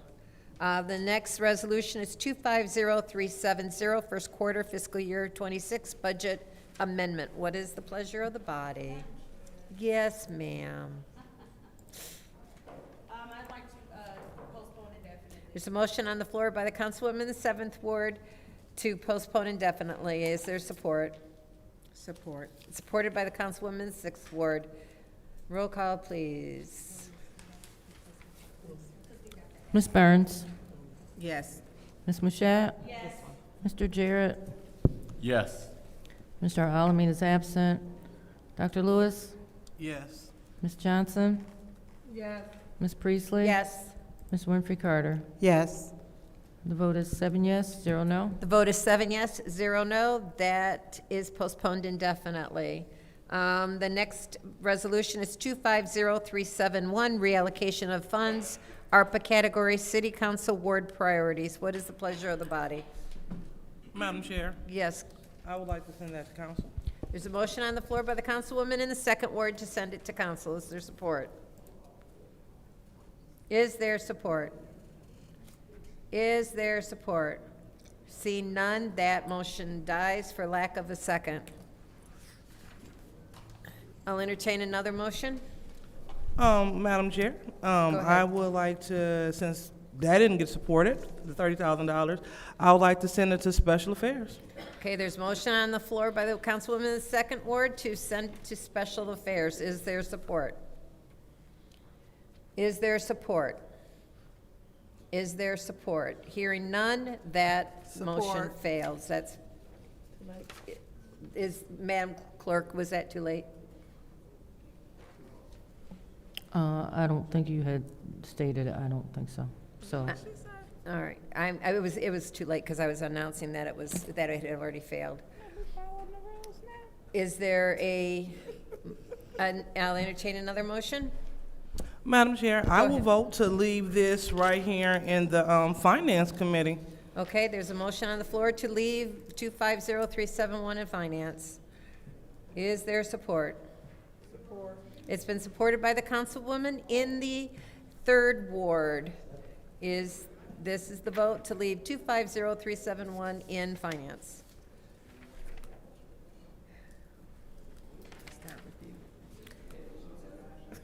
Ms. Mashat? No.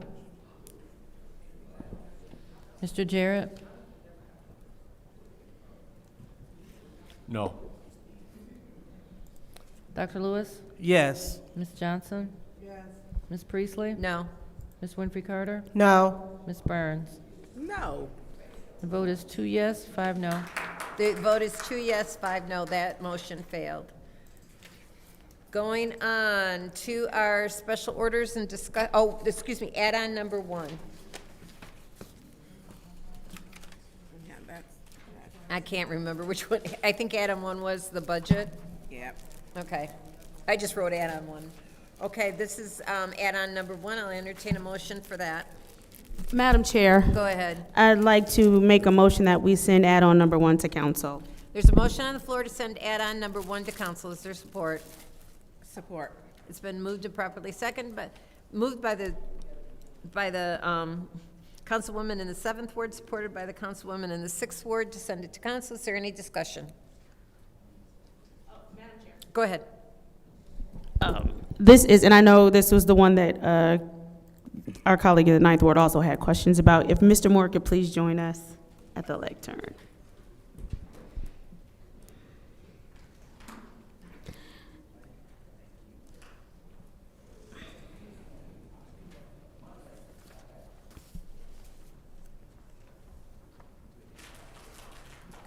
Hello. So I'm just kind of going through a couple of these things really quickly. Oh, that's right. This is the second one that we have tonight, because the one that we originally had in our packet, it did have blight on there. So I think that was also part of the confusion for our Yes. colleague in the 9th ward, because the one we originally had did include blight. But I do see now that this one no longer includes blight. Right. Can you just tell us some of the key differences here? The blight has been removed, and the amendment requested for from the sewer fund for the water service center has decreased a little bit. But for the most part, it's the same. We've also added a number of more information for the council in the packet. It's quite a bit thicker than the other one that you had.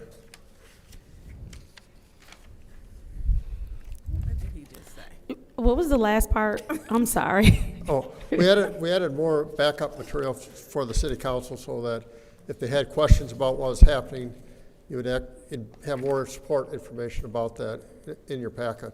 Okay, so I'm gonna need a second to read this through. I know that I'm probably gonna come back and just ask for another 5-minute round, but I'm gonna yield for now. Thank you. Is there any other discussion? Any other discussion in the first round? Any other discussion in the first round? So I'm going to take my time. Is the change from the local street fund to the major street fund because of the budget that the state passed? No, it's something that the department had actually wanted to do shortly after the budget was presented.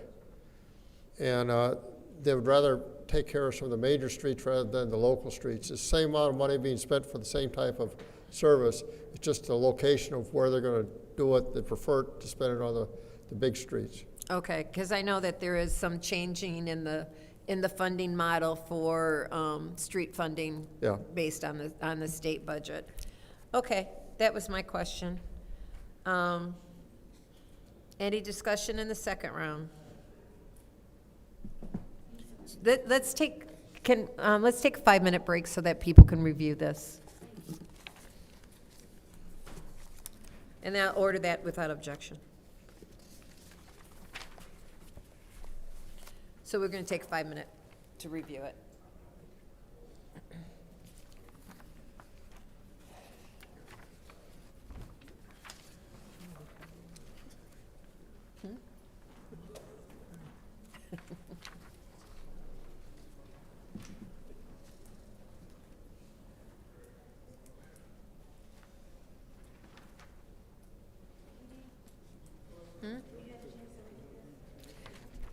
Vaguely, yeah. The second add-on? The first add, this one? Yeah. Yeah.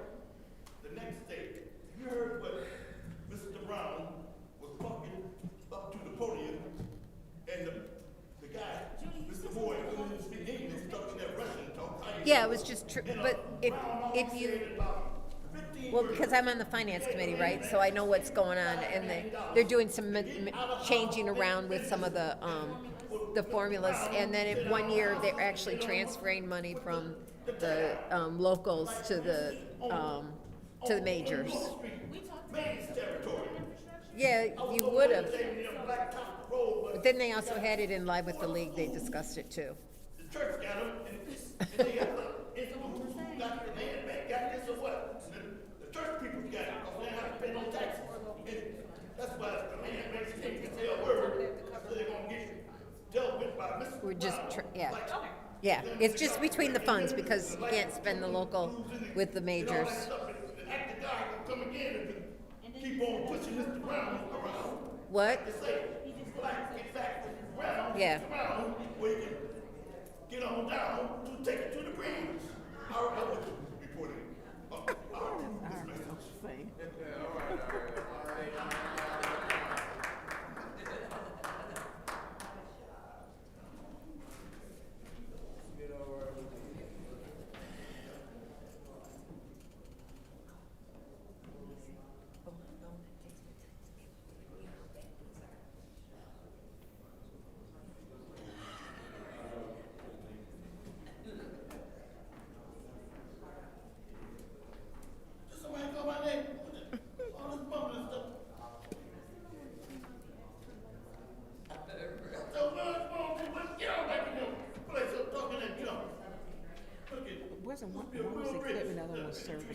professional services. You ain't playing. Come on, the ward, we talk about this, but all the houses put on. Yeah, real rich, nobody checking the priest was real rich. Rich, can't. Sure. Call us up, checking our document.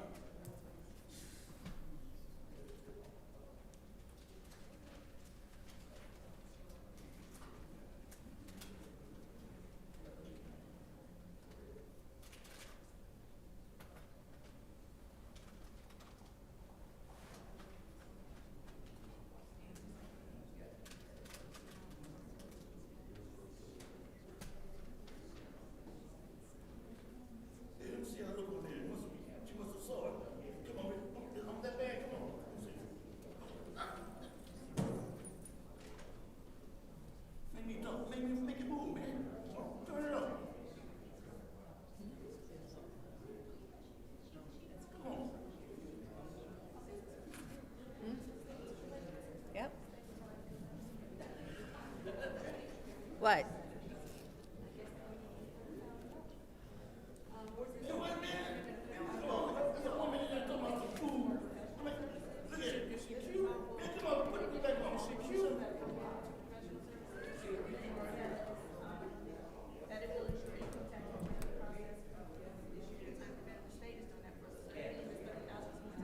They're starting that in April. This, I believe, yeah. I think, Phil, they start collecting taxes this year or next year? In April 2026 for 2025? Or is it going to be for 20? No, the collection 2026 started Next year, the following year. Okay. There we go. I just cheat like that already. There we go. Okay, wait. You gonna cheat? Man, when you ain't, man, what's wrong with you? Yeah, we have a company collecting income tax.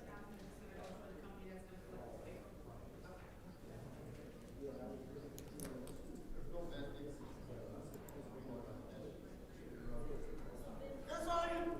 Man, you act like you gonna take you one day. The man told me to do this. Come on. Oh, what? Man, what the? All right, man, something going on, man. That makes sense, because it's That woman come on out of the chair, come talking that junk, and you ain't with me. You on a poor boy. Fucking janky woman, something in it. Some more over there, talking that unknown language. Now we should be good here. You better pull your watch out of my battery now.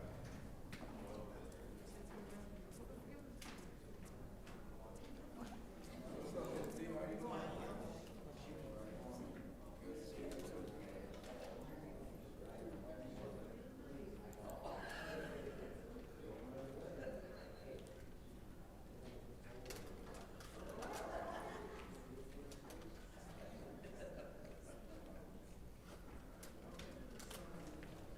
Okay. Madam Clerk, I'm going to call this meeting back to order at 6:39. Okay. Mr. Alamin is absent. Dr. Lewis? Present? Ms. Johnson? Is not in. Ms. Priestley? Present. Ms. Winfrey Carter? Present. Ms. Burns? Present. Ms. Mashat? Present. Mr. Pfeiffer is absent. Mr. Jarrett? Present. You have 6 members present? We have 6 members present. We are now on our second round of discussion. Is there anyone who'd like to speak in the second round? Go ahead.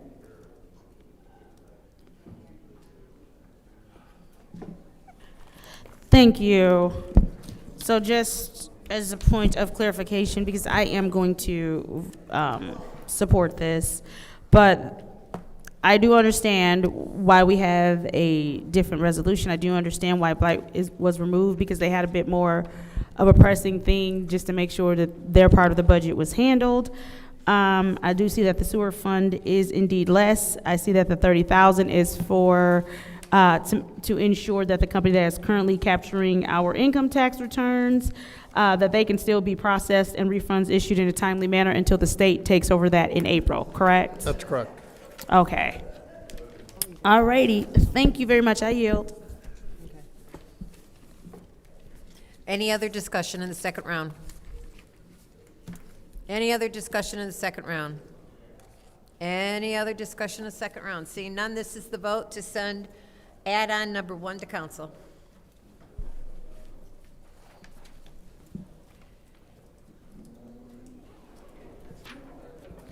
Mr. Jarrett. Yes. Dr. Lewis. Yes. Ms. Johnson. Yes. Ms. Priestley. Yes. Ms. Winfrey Carter. Yes. Ms. Burns. Yes. Ms. Mashat. Yes. The vote is 7 yes, 0 no. The vote is 7 yes, 0 no. The next one is add-on number 2, which is to test the air quality for mold and other hazards within the Flint City Police Department building. I'll entertain a motion for that. Madam Chair. Go ahead. I would like to send add-on number 2 to council. There's a motion on the floor to send add-on number 2 to council. Is there support? Support. It's been moved and properly seconded by the councilwoman in the 6th ward and seconded by the councilwoman in the 7th ward. Is there any discussion? Madam Chair. Go ahead. This resolution is because I want, the police department has had a lot of our buildings, and I think even in the counseling office, we had mold at one time. I know we'd had molds in other parts of the building. And we have had a lot of people who have, when they retired, have stated that the air quality had been bad. Nothing has been done for it in the city police department. And they have also, some with being in those conditions, they have got been diagnosed with cancer and other breathing issues. And so this is a concern with people who have contacted police, well, I'm gonna say staff, police and staff, who have worked there, who have stated the quality of air needs to be tested and to see where it's at. One thing we want to make sure is that if we have our officers, we expect them to give up their life, you know, each day that they come in, and one of the mere basic things we can do is to make sure is that while they're in the police department building, is that their air quality is safe to breathe. I know they have pipes that had burst, and the building has got a lot of issues, that is for sure over there. Paint chipping, the elevator, I don't know if they got the elevator fixed because it would go off or have problems. The alarm would go off. So there are issues, but the biggest concern is there are employees who have stated that the air quality is bad in that building, and it's causing health hazards. You know, they want to come here, they do their jobs, not to mention they did stay, you know, they even stay because even though that they're underpaid than most other municipalities, but asking at the very least if we can make sure that their environment that they're working in is safe so that they can breathe. So that is the purpose, is to make sure that our women and men who work for us, that at least we can do is make sure that their working environment is healthy and safe. I yield the floor. Thank you. Any other discussion in the first round? Madam Chair. Go ahead. I am going to support this because I am in agreement with the fact that, we know, this is an older building, much older building, and for all of the reasons that Councilwoman Burns has already stated, I think that the very least we can do is know the quality of the air, know what they're breathing in, and know if there is a concern that we need to take care of, and how, and move forward with addressing how we take care of that concern. Thank you. Any other discussion in the first round? Any other discussion in the first round? I'm going to take my time. I'm going to support this as well because it's important that our employees have a healthy environment in which to work.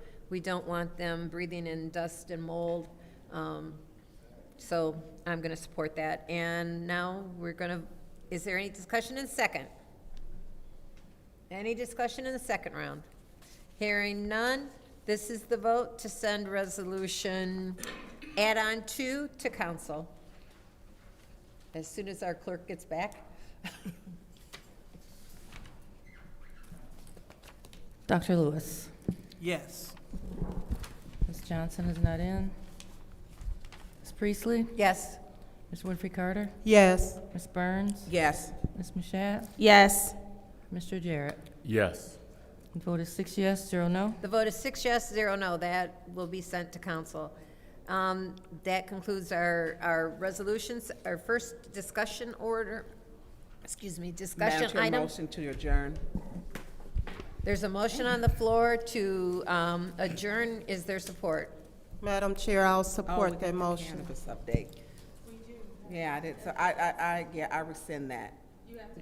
You have to take back your second. I take, Okay. So our first item of discussion is 250372, a discussion item as requested by Council President Lewis in order to receive an update from the administration regarding the city's cannabis marijuana taxing revenues. I see it. Thank you. Through you, Madam Chair, to Mr. Moore. Mr. Moore, before you leave. And Madam Chair, Yes. well, Mr. Moore, I do apologize. I did not clarify a time on either one of these discussions, so there is no time set for that. I just want to point that out. Yes, I caught that after agenda changes. Go ahead. So, Mr. Moore, question for you. So, how much money has the city received from marijuana? Since we started receiving the money, we received a little bit more than $1.9 million. That, we first received it in 2021. 2021? Okay, so what about this year? This year, we haven't received this year's allocation. That normally arrives in February. So, hold on, so you said you haven't received this year's? We haven't received anything this year. That will show up in February 2026. Okay, so nothing this year? Mr. No, Moore, I think that it's confusion. She's talking about 2025 versus fiscal year 26. Okay, And you're thinking fiscal year. If you're talking about 2025, in February 2025, we received $640,515. Okay. Okay, 640,000. All right. And so what have we spent this revenue on? Well, what have, Most of it is going to support the cannabis office. the what? The cannabis enforcement office. We spend approximately $570,000 a year for the cannabis office. Okay. There's also some other monies that's spent in the planning and enforcement. They have to inspect the operations every year. We don't track that separately, but we're assuming that's part of, there's a cost involved for that. We just don't have the exact dollar amount for that part of it. Okay, so you say it takes $570,000 to run the office, and we received 640. So it looks like there is, I guess, an additional just 70K. So have that 70K been allocated? It's part of the general fund. The state of Michigan doesn't restrict the marijuana funds. So the instruction we get from the Department of Treasury, that goes into our general fund as unrestricted. Okay, say that one more time. You said the state of Michigan restricts The it? money goes into the general fund unrestricted. Mm-hmm. So we can spend that however the city wants. Right now, it's just part of the general fund. However we want to spend the general fund dollars, that's how we spend that, those funds. Okay, so is that the discretion of the mayor? Right. Okay, thank you for that. All right, and I believe I'll go ahead and yield the floor. Is there any other discussion? Madam Chair. Go ahead. Mr. Moore, can you help me understand, when you say $570,000 to run the office, what all is under the umbrella of running the office, would you say, or to help me understand?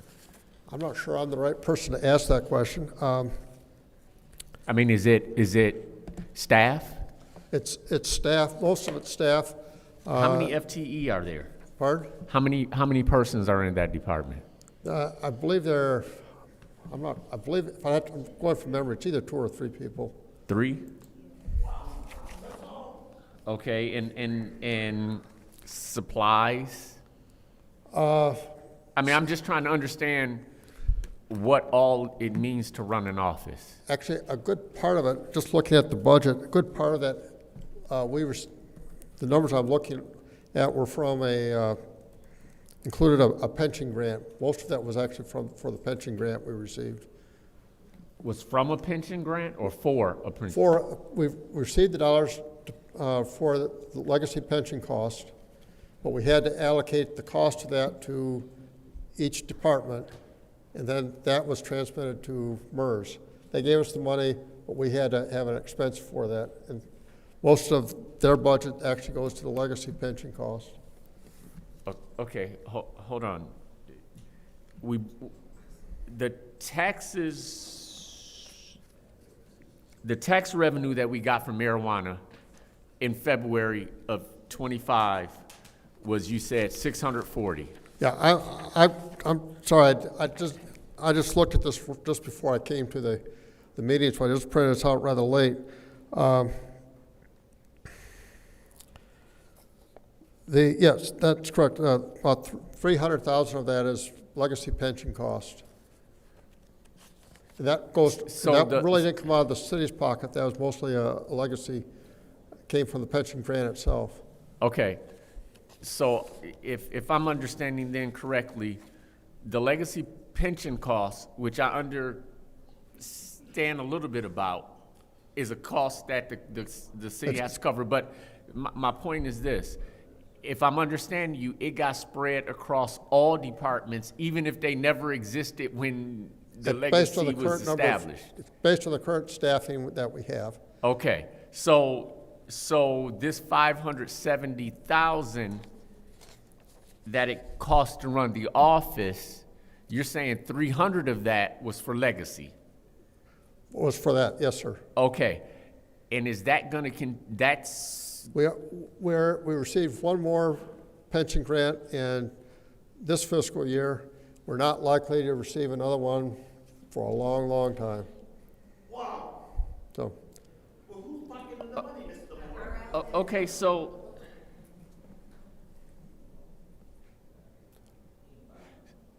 when you say a grant, so there was money put into that department to be taken back out? That's right. So was part of that 570 was the legacy grant, or was the 570 all for marijuana? The 570 was the cost. I mean, I'm sorry, not the 570. The 640 was all tax money. That's all the tax revenue. Okay. And the pension grant was something separate. So there was a pension grant that was given to the marijuana department also? Right, it was given to the city, and they were spread among all the different departments. It's very generous of the state. Because I thought I was following when you were having dialogue with Councilwoman in the second ward, where if I followed what she was deducing also, is there was a $70,000 net, but it really was more than a $70,000 net. If I'm understanding, because there was. That would be correct, yes. Okay, so I guess going back to what I was understanding her line of questioning being, what happened then, or how did we utilize? It wasn't $70,000. It might have been closer to $270 or $370. What have we done with that money? It's just part of the general fund. The state So if I'm hearing what you're saying, then it got taken out of the marijuana department and put back into the general fund. Right, we follow the guidance from the Department of Treasury, the Department of Treasury says these are unrestricted funds. I get that. So- So how then do we, or are we just saying as a, because they're probably, for myself as a resident, I might have been willing to trade the inconveniences, I'll call it, that come with legalizing or having these shops and different things available, because on the back end, there's gonna be some tax monies collected that's going to be what I would hope to be meaningful and in a way that I can see. But Request for information. Councilman Jared, so do you understand that that money could also be used for home repairs that the residents been asking about? I follow that, but when it gets just sent back to the general fund and it gets commingled with everything, I almost can't say that it sort of gets commingled and lost in the sauce. That's what I'm saying. I understand, but that's the rules that the state set, so. I got it.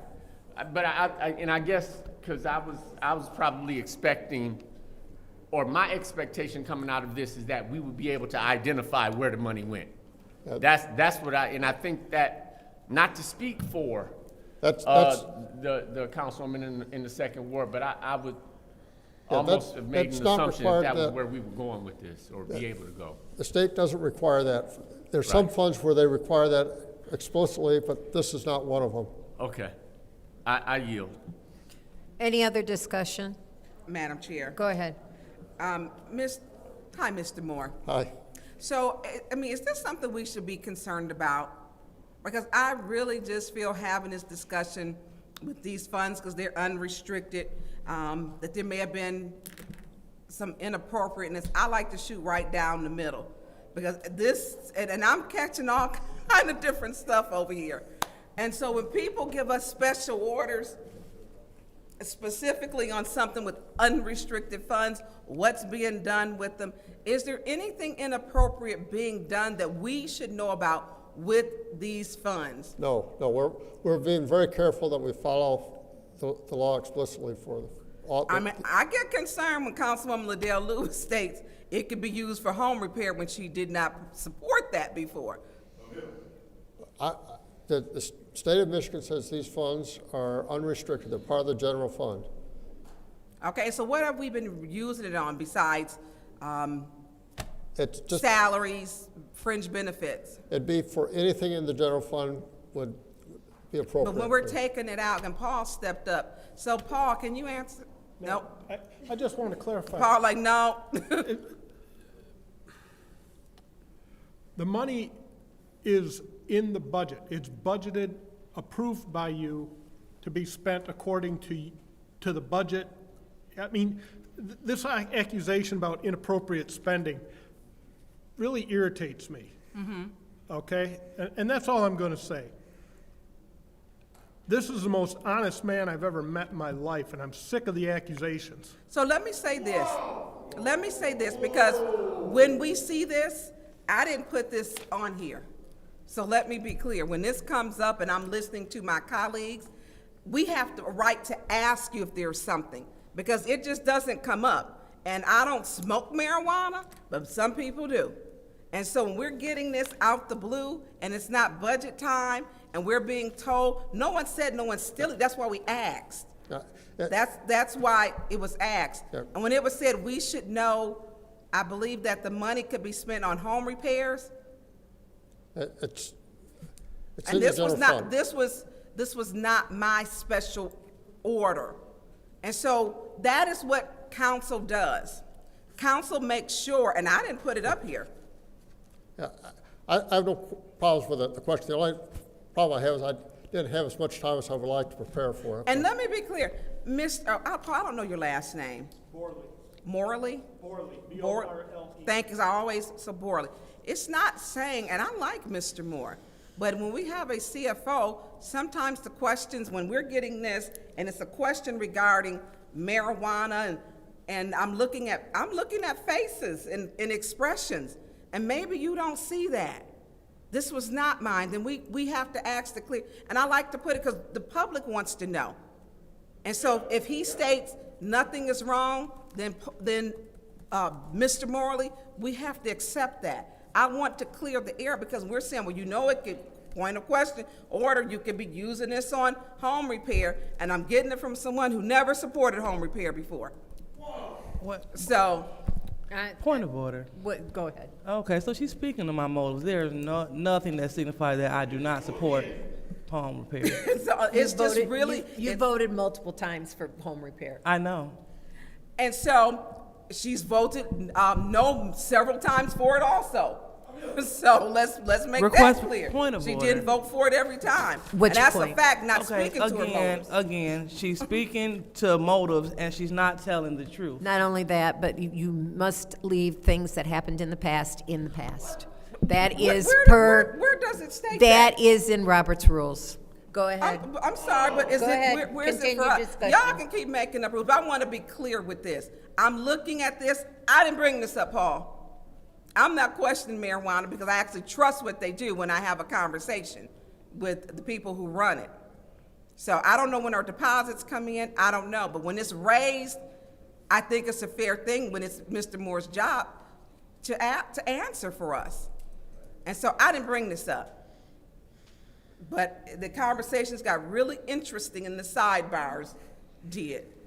So Mr. Moore, we have nothing to be worried about, correct? Because I want to put that to rest before you walk away from the lectern or the podium. So we're good, Paul. Mr. Morley, are we good? Borley, I know. I'm sorry. So listen, I just want to make sure everything else that we're walking away, nothing's being done inappropriate with the money. It can go into the general fund. It is in unrestricted funds. And I don't know why, request for information. Councilman Lewis, why did you bring this forward?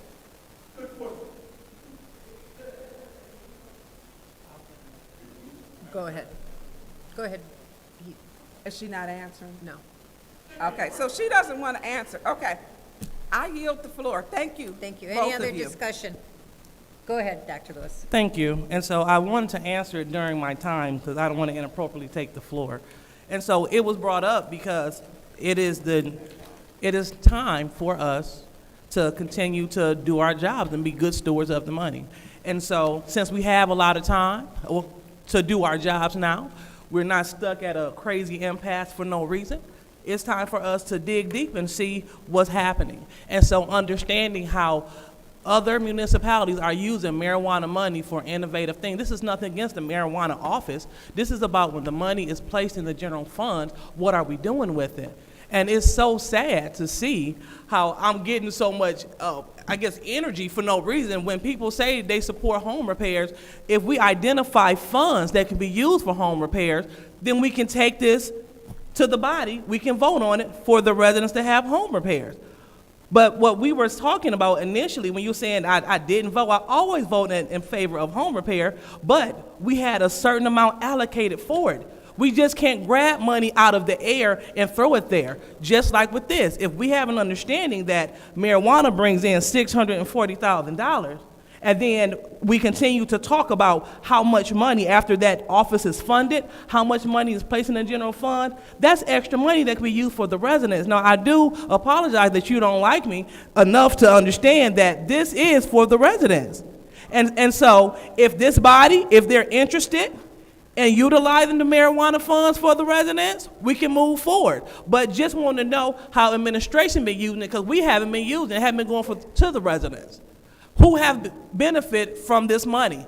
And that is my question. So I do apologize. I'm not the person to ask, but I would like to know. And that's why I brought the special order to the floor, just so we can have a grasp on where this money is going, where it's landing. And so it's nothing about what your job, nothing about the office. It's about what are we doing, because this body, we get it confused a lot of the times. We handle budget and we handle ordinances. That is what we do. That is how we utilize our power. So asking about these funds and seeing how we can utilize these funds in the best interest of the residents, that's our job. Now, if you don't want to do it, that's fine. But this is why I put this special order here, so we can get an understanding. So thank you for telling me about the $640,000. Thank you for breaking down how the office costs $570,000 and how we have a surplus that's put into the general fund. Now it's at the pleasure of this body if they just want to move forward and not touch it, or if we can do something good with it. Because with this revenue money, I mean, we can have, I know that they voted down the ward spending. That's fine if they don't want to spend the money in their ward. That's fine. But we can utilize marijuana money to continue to supplement our ward spending going forward. No, I don't know what resident wouldn't want us to have some money so we can do things with neighborhood associations, so we can get rid of blight. I don't know. But if my colleagues don't want to do it, I'm one person, body of 9, that's fine. But I'm just trying to seek information. That's all I'm doing. No accusations, because I don't do that. If I could say something. Go ahead. Please. We're about ready to kick off our budget process. We're going to be, next month, providing the preliminary budget forecast. That'd be the best time for the city council to give us direction as to what they would like to see, because if we can do something at that stage, whereas if we don't hear about it until April or May, it's really hard to make changes. Thank you. Any other discussion on this topic before we, I'm gonna thank you, Mr. Moore, for bringing that information to us. It's always a question, how much money are we getting in marijuana tax? Because we're just curious. Yeah. And I know that it goes into the general fund. I think this is a good discussion. Yeah, and so I appreciate your time in looking into that information for us. And who knows what the following year will bring because of the increase in the tax. I don't know if people are going to go back underground or what into their purchases. We shall see what next year brings. Thank you very much. Yes, I did. They'll dig a hole. And I'll close out that special order. Yep, we have one more. The next discussion item is 250373. Mr. Moore, before you leave. Wait a minute, can I continue? Yeah, but he was leaving. Oh, okay. Oh, thank you. I didn't see that. I was reading. A discussion item is requested by Council President Lewis in order to discuss the body's priorities for the professional service monies in the City Council's general fund budget line item. Go ahead, Dr. Lewis, this was your discussion item. Thank you. So I was advised that the mayor was putting additional funding in this area, seeing that more council members are taking advantage of going to professional development trainings. Is that so? I do know we've had council people go to professional training, and I think that's a good thing. Okay. Madam Chair. Okay. Go ahead. Go ahead. I'm sorry, I just want to clarify, the professional services line item is for, it's not the same as the conference and training line item for council members. The professional services line item is what's utilized for the audit and for outside services to the council. The training is a different line item. The city clerk's correct. Yep. Okay. So as far as the training, you don't know anything about that? I do know that we had, I don't know, 3 or 4 council people go to, I believe it was the MML that they went. There's 5 of us who went. I think the costs looked all very reasonable. And I know in the MML, they probably got some excellent training, so. Okay, This because. discussion item is on professional services. You've got this as professional services. Well, yeah, that's how it was written up, so it was written incorrectly. so So that's- I'm speaking specifically to training dollars. So that's what I'm speaking I to. didn't look into training dollars. I can get that information. I know that in the past, it's usually been allocated by so many dollars per council member, and so that council members can have about an equal number of dollars they can spend? Yeah, Mr. Moore, I'll go ahead and clarify this some more and bring it to you correctly, because I don't Okay. want you answering a random question uninformed. So I appreciate it. Thank you so much, madam. You're welcome. Is there any other discussion on the professional services monies? I'm going to take some time on this because I need to know how much the audit is budgeted for this upcoming year so that we know how much money we have. And I can't remember what resolution number it was that we approved the contract. So, did you find that, Madam Clerk? No, I did not. Okay. But in the line item for this year, there's $350,000 budgeted. And the engagement letter for the audit we have not gotten the final bill for is $291,000 with other contingencies. And if you recall, the last audit, when it was all said and done for fiscal year 2023, ended up costing $401,000. So, yeah, that $350,000 is probably going to all be spent on the audit.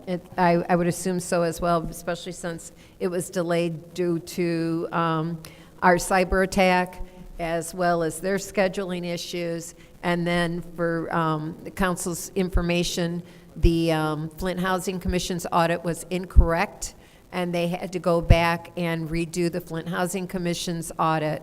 So we may need to add money into this line item to be able to provide for interpreters, and that's something that we'll need to discuss you and I can discuss that. So if seeing there's no other discussion, I'm closing this discussion item out, and I'll entertain a motion to adjourn. It's a motion to adjourn by the councilwoman in the 6th Ward. Is there support? It's supported by the councilwoman in the 5th Ward. Roll call, Madam Clerk. Ms. Priestley? Yes. Ms. Winfrey Carter? Yes. Ms. Burns? Yes. Ms. Mashat? Yes. Mr. Jarrett? Yes. Dr. Lewis? Yes. Ms. Johnson's not in. The vote is 6 yes, 0 no. The vote is 6 yes, 0 no. The meeting is adjourned at 7:13.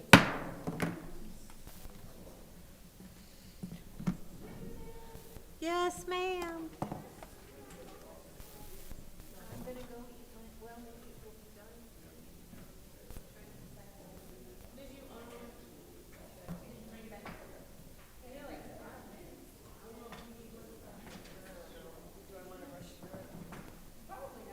Probably not. Let me look at the, I think there's only one item and then a discussion item. And 2 discussion items. Okay, I'll wait. I'll wait.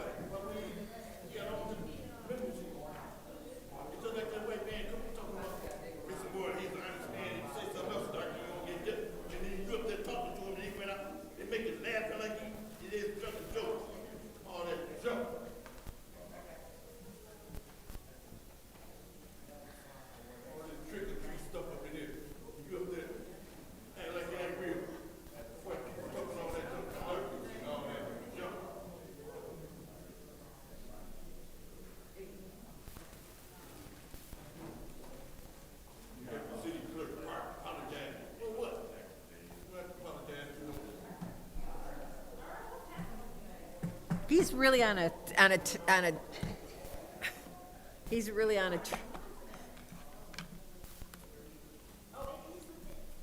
what is the 5th?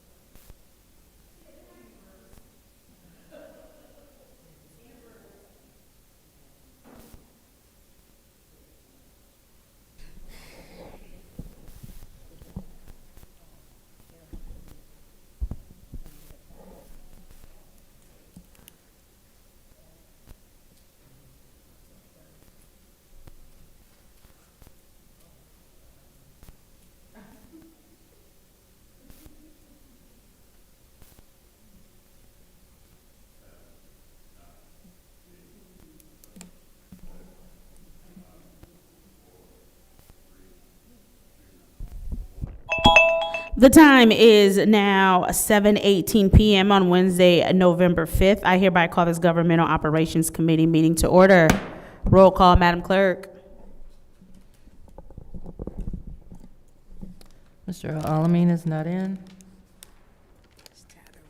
Dr. Lewis? Present. Ms. Johnson is not in. Ms. Priestley? Present. Ms. Winfrey Carter? Present. Ms. Burns? Present. Ms. Mashat? Present. Mr. Pfeiffer is not in. Mr. Jarrett? Present. You have 6 members present. 6 members present. It is now time for the reading of the disorderly person city code subsection.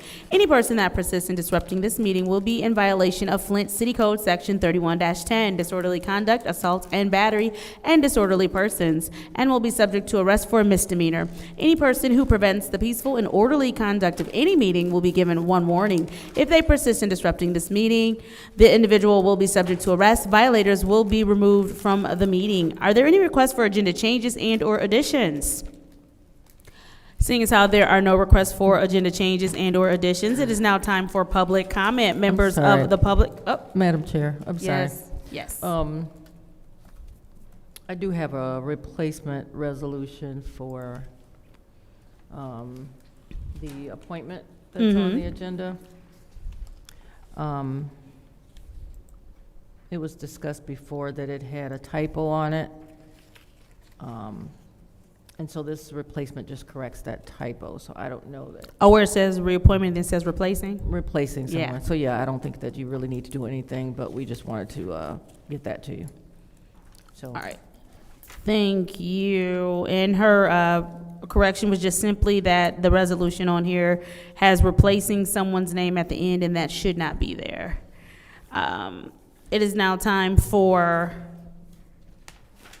public comment. Members of the public who wish to address the city council or its committees must register before the meeting begins. A box was placed in the entrance to the council chambers for collection of registrations. No additional speakers or slips are accepted after the meeting begins. Members of the public shall have no more than 3 minutes per speaker during public comment, with only 1 speaking opportunity per speaker. First public speaker, Madam Clerk. And I'm only going to call the names of the people that are still in the room, so if I miss your name, please let me know. First speaker is Stanley Wood.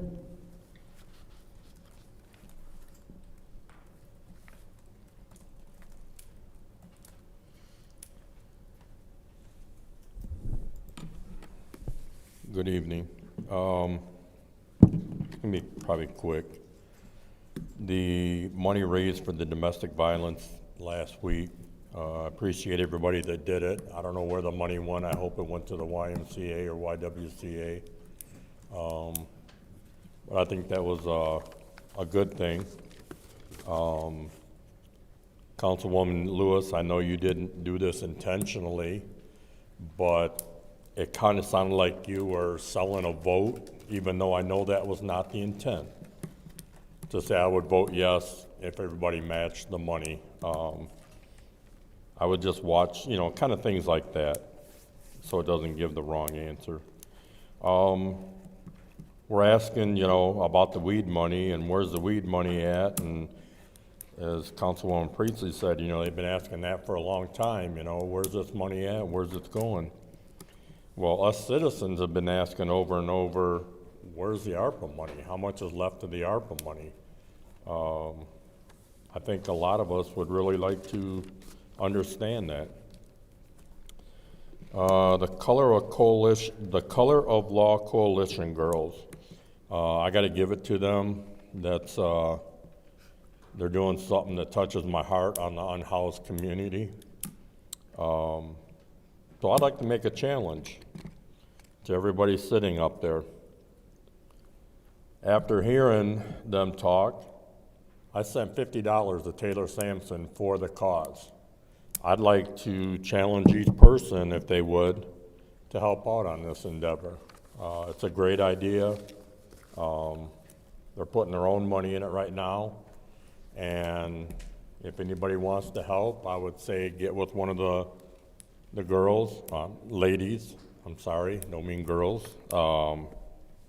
And I'm probably gonna give more. That's just what I could afford tonight, but I'm gonna try to give more, but I challenge everybody up there to consider doing that. Thank you. Thank you. Next public speaker, Madam Clerk. Next speaker is Sarah Houston.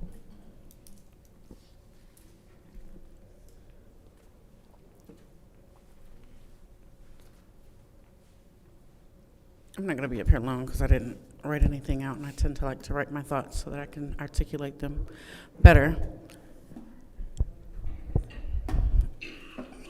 I like to write my thoughts down so that I can articulate them better, but I'm just sitting here and thinking that, you know, I did approach and I spoke some names, and I didn't hear anything into regards of accountability. It would be nice if you know you made a mistake to say, yes, I made a mistake, I did know better, and I should have known better, and I will do better. But when you sit there and you take your whole 3 minutes talking about the very event that I talked about and didn't even acknowledge that you made a mistake in that event, it just says a lot about you, and it just says to me and to anybody who's watching that you just don't care. And I would just like to feel like somebody actually cares. I was very happy to hear that there is going to be something in the budget. There's going to try to be something in the budget. So that's very satisfying for me. That's why I stuck around for a couple minutes, because I got to go be a grandma and babysit and then a mom and pick my son up from school and stuff. But I would just ask that you guys would start taking accountability for your mistakes and your actions so that people can know and see that you actually do care and listen when they take time out of their day to come out here. I've been gone all day. I drove to Grand Rapids today and came right home and saw what time it was and said, oh shoot, let me get to the council meeting. So if I care enough, I would just ask for you to care enough to at least respond, you know, and say something, make me feel like you hear me or something, anything. So I appreciate you, Dr. Carter, for coming and speaking to me. I appreciate Councilwoman Johnson for apologizing for her mistake that she made. And I just hope that you guys have a good evening. Bye-bye. Thank you. Next public speaker, Madam Clerk. Next speaker is R.L. Mitchell.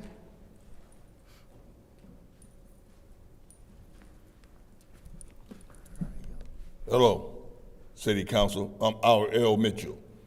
Live in the 3rd Ward over there by the graveyard. Like I said last week, I was with my significant other, and I was with her today too. And last week she asked me, do you want me to pay you for raking my leaves or go out to dinner? I said the dinner, because I wanted the romance. I ain't been romance the woman ever since I had my wife. So matter of fact, she got a husband too. And anyway, she said, she wanted to go out back. We got on Miller Road, then she saw IHOP. She said, wait a minute, you want to go to IHOP or Outback? I said, girl, IHOP. But I went to IHOP, but the steak, she ordered steak dinner out, the steak dinner was frozen. I already told you that. But I went there Monday, the pancake was so good, I went Bob Evans, and Bob Evans cooked me some raw pancakes, and I said, the thing is, they said I messed up. I said, you're not better than IHOP, but today, she came and got me again. It took me on Miller Road. It took me to dinner, took me to the El Rancho, whatever the place you eat all you can eat. I'm glad she did that, because somebody was in there and she started talking to my Mitchell. I want you to know they called me last night. They finna give me all my money for the first one being poisoned and Flint for the water. And then what time she said that, a man walked up and he was Mr. Bishop. He married a woman, she's a bishop. And time I said, she said the thing gonna be tomorrow. Everybody and you, the 5th Ward, talking about welcome you people ain't a one coming in. She got a street on York Street, all blacktop, and Mr. Brown was trying to explain he got to have the equipment to finish the job. And Mr. Moore act like he don't give you the right numbers for the money. But he said, I said, this is Ward 1, the one that he couldn't think of the guy. They said, no, I'm in 3rd Ward. I said, see, they got everybody in thinking like this woman, because that's May's neighborhood. They trying to get all them houses. The land bank done got them $55 million, and act like they called him the shot, but Brown and said it. But he said, and then he said Mays. Then he started talking about Mays. He said he thought May was wrong, but he listened to May was educated for this stuff. But he wanted to make sure everybody listen to my voice right now in Flint. come to the meeting tomorrow. People ain't telling you about, because they calling people on the phone, giving them their water settlement, but they're gonna bring all them down here tomorrow. And City Hall at 5, she told me at 6 o'clock. Mitchell, she dropped me off a few minutes ago. That's manufacturing. It's what in a, this, out there, I got my hand almost cut off out there. Thank you. Next. Oh, you said that was the final public speaker, Madam Clerk? There's one more? Okay, next public speaker, Madam Clerk. Thank you. Stay tuned, America. You don't see how these trick-or-treat Thank you. Next public speaker, Madam Clerk. Over here, swart, The next speaker is Rich Jones.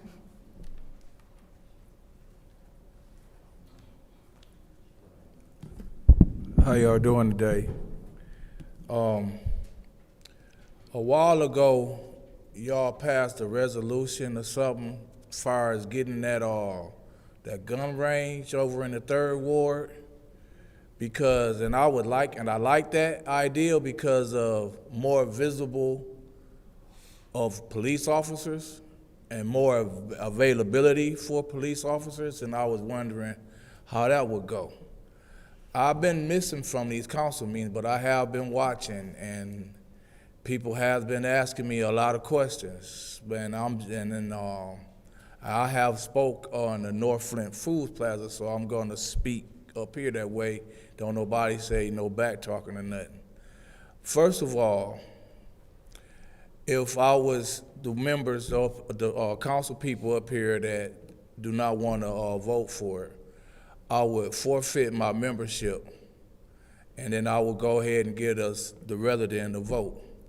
If I was on council as a council person myself, I would keep my membership, I would sponsor somebody, and I would vote for it. I would rather have people troll me, say negative stuff about me for trying to do something to help the people. Before y'all got on this council, let's just keep it real, before we was born, how many businesses was given a tax break, and when it came time for them to pay taxes, they left our city? It's been a whole lot of bad ideas that ran through our city. If this is a bad idea, at least it's our idea, as in the people. Think about how many black businesses that are not open now in our city. Stores that we grew up walking to, like Lucille's. We don't own nothing now. Give us a chance. I remember when the RS kids came up, I was thinking like, how they get so much money, but they need $1 million from the city to get over the cross-finish line. It was explained to me, and I understand. And I feel that same concept should be used when it comes to funding the North Flint Food Plaza. Thank you. Thank you. The final speaker for this meeting is Tanya Jones.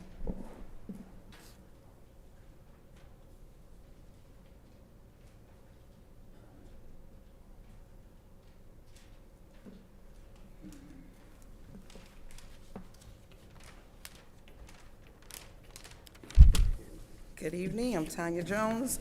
I'm here because I'm an advocate for my son, and opioid crisis is real. First off, Ladale, you keep asking about the money, and I keep asking about the money that went to Leon, $150,000 of the opioid money. So that's the main concern, like why did he get it? And that never got answered. So the opioid crisis is real. And I just seen Judy shake her head, but I'll be back with you. And Candace, Flint is small. I lived out in Davison, and with Davison had black mold, and I no longer reside there, but you're a Christian, and so, you know, I mean, it's election time gonna come, so you need to think of the people, because the people has the word, they vote, but people supposed to tell where they really live at. So when they go to investigation, you know, everything will come out. So, you know, another thing, I want to say thank you for Hannibal, because with this case with Hannibal, with Judge Hannibal, John Cole wanted 12 years. He gave him 20 to 40. That's better than nothing. I'm dealing with my son to get him in therapy behind this. This goes behind, everything goes, after y'all go home, I still have to deal with my son. He's part of the opioid crisis. So Judy, I have copies, I hope everybody got one, received one. But 1655, my son lived there. He was not a squatter.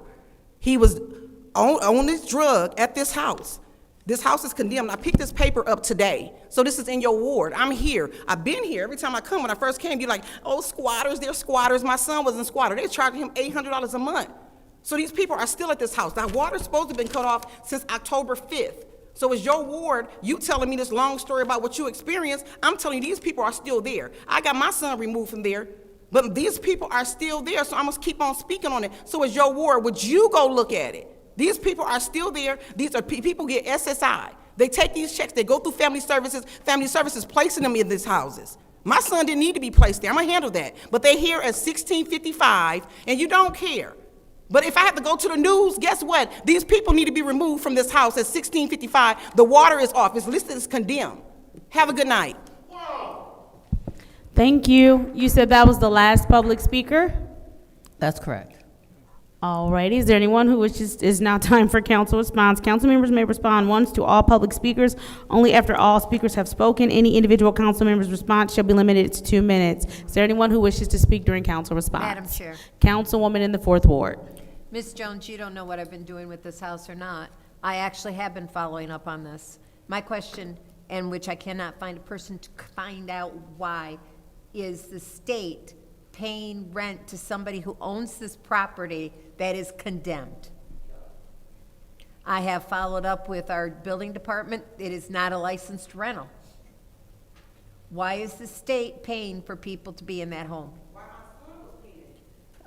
Like I said, this is not back and forth, but I'm telling you that I have been following up on this. And I have driven by that house. So it is a concern, and I'm glad, thank you for giving me the address a couple of months ago. I have been following up since I had the address. Thank you. Thank you. Is there anyone else who wishes to speak during council response? Madam Chair. Councilwoman in the 6th Ward. Thank you. Ms. Houston, we only get 2 minutes, and it used to be you could respond to everybody, and they only give us 2 minutes, and they changed that. And it's hard if we have, because you do good work, and you're very passionate. But 2 minutes, by the time you have to kind of prioritize in 2 minutes, and whoever they will cut us off with the quickness. So I did see the video. I did see your comments where they did have an interpreter there. And I appreciate you educating us on that wasn't the correct type of interpreter, and hopefully they will do better. I believe we are supposed to have, I believe in April, and I have spoken with the clerk. Things in Flint move. But did you hear Candace answer for me? She said extremely slow, and I agree with you. If someone wants to come to a meeting, they shouldn't have to have call ahead. And I agree with that. We have not gotten or seen what type of technology and how they're doing it, because I believe the deadline is April of 2026.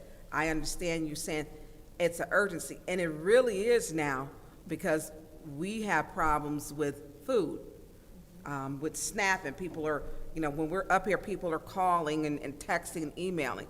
How do we communicate to everybody? Because one thing, if you're living, you need food and water. And we should make sure everyone is able to communicate and hear what is happening in these council chambers. I will be following back up with the clerk to see where we're at with that, because it's in these chambers. With the mayor, we don't control that part at all. We can only, ask. And what I will do is when I find out, I will share that with you. I will do that. Thank you. Is there anyone else who wishes to speak during council response? Seeing as though there's no one else who wishes to speak during council response, I will take my time. I know that someone just kind of come up here and they kind of correlated some water issues in Davison and voting and all of that. I'm not sure what's going on in Davison. Not sure what issues they have. I don't know anything about any mold or anything. So I just want to make sure that as we are connecting dots and advocating that we're not making it seem as though people are involved in things that they know nothing about. So I just want us to be very clear that I have no idea what's going on in Davison. I'm not connecting anything going on in Davison, not sure what's happening in Davison. No resident in Davison can vote for me. So I was trying to follow, I wasn't sure, so I'm not sure how to respond to whatever was happening with Davison. To Ms. Houston, I believe the very first time you came to council, everyone up here stated that they are in full support of having a sign language interpreter at our meetings.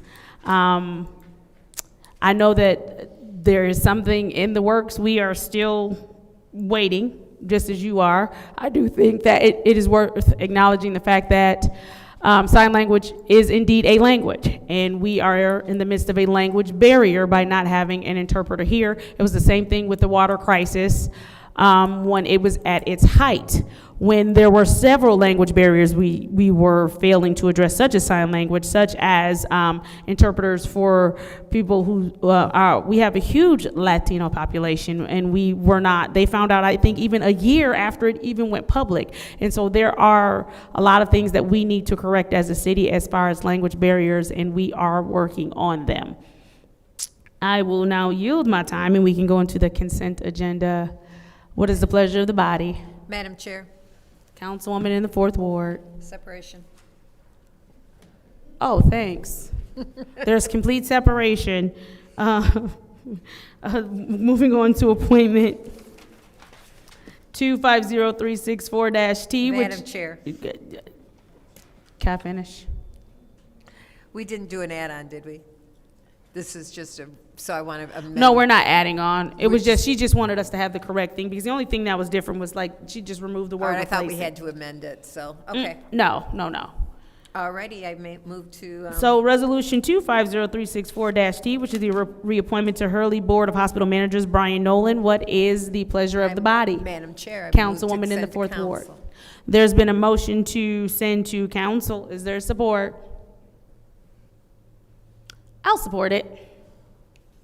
Is there a discussion? Madam Chair. Councilwoman in the 5th Ward. Yes, Madam Chair. Do we have a resume for this appointment? Is it on the back? Yes. Reappointment. Do we have a resume for this reappointment? I know what I'm asking. Madam Chair, through you to Madam Clerk. Through you to Clerk Davina.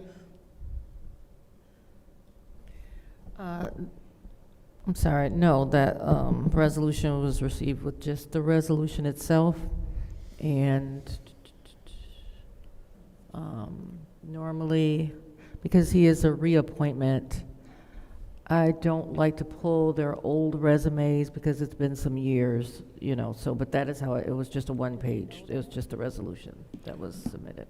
Well, and maybe you don't want to pull the old resume, their resume, because it's been some years, but, you can always call and ask for an updated resume. That would be up to the administration. if Okay, they well- submitted the resolution. Okay, well, I will not be supporting this resolution, this appointment tonight, until we get an updated resolution, an updated resume. And, they already know that we need the resume. I don't understand why they would continue to send appointments up without everything that the council needs. Thank you, Madam Chair. Thank you. Is there anyone else who wishes to speak in the first round of discussion? Seeing as how there's no one else who wishes to speak in the first round of discussion, is there anyone who would like to speak in the second round of discussion? Seeing as how there's no one who would like to speak in the second round of discussion, this is the roll call vote to send resolution 250364-T to council. Roll call, Madam Clerk. Mr. Alamin is not in. Dr. Lewis? No. Ms. Johnson is not in. Ms. Priestley? Yes. Ms. Winfrey Carter? No. Ms. Burns?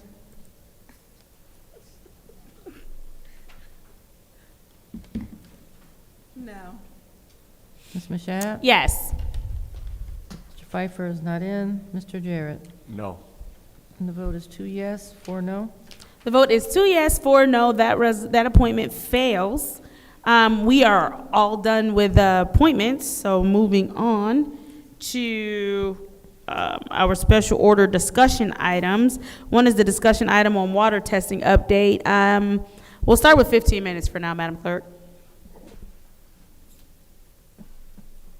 And this discussion item is requested by Council President Lewis in order to receive an update on the City Council's request for water testing by an independent agency for approximately 100 houses within the 3,400 to 3,600 blocks of Brownell Boulevard. Is there anyone who would like to speak at this time? I'll go ahead and take. Councilwoman in the second ward. Thank you. So seeing that administration doesn't have anyone here to speak to this, we can speak to one another about it. Just wanted to make sure that we get an update because we let it fall off the radar, they let it drag on for several years. So I want to make sure that I park it here.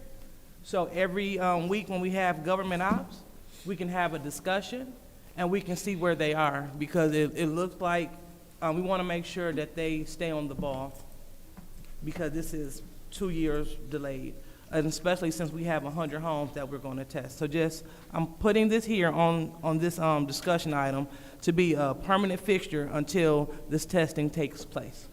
So that's why it is on this discussion item. That's it. All right, is there anyone else who wishes to speak on this discussion item? Okay, I'll go ahead and take some time on this discussion item. Agree that it does need to be done, but I'm just wondering, was there any follow-up with the administration on what specifically council is requesting with getting this done? I know that at one point there were some questions from Councilwoman Priestley about where the money would come from. Clerk Donahue, has anyone from council sent you anything else to send to the administration? No, they have not. All right, so as of right now, the administration doesn't have a clear direction from council on what exactly we're looking for.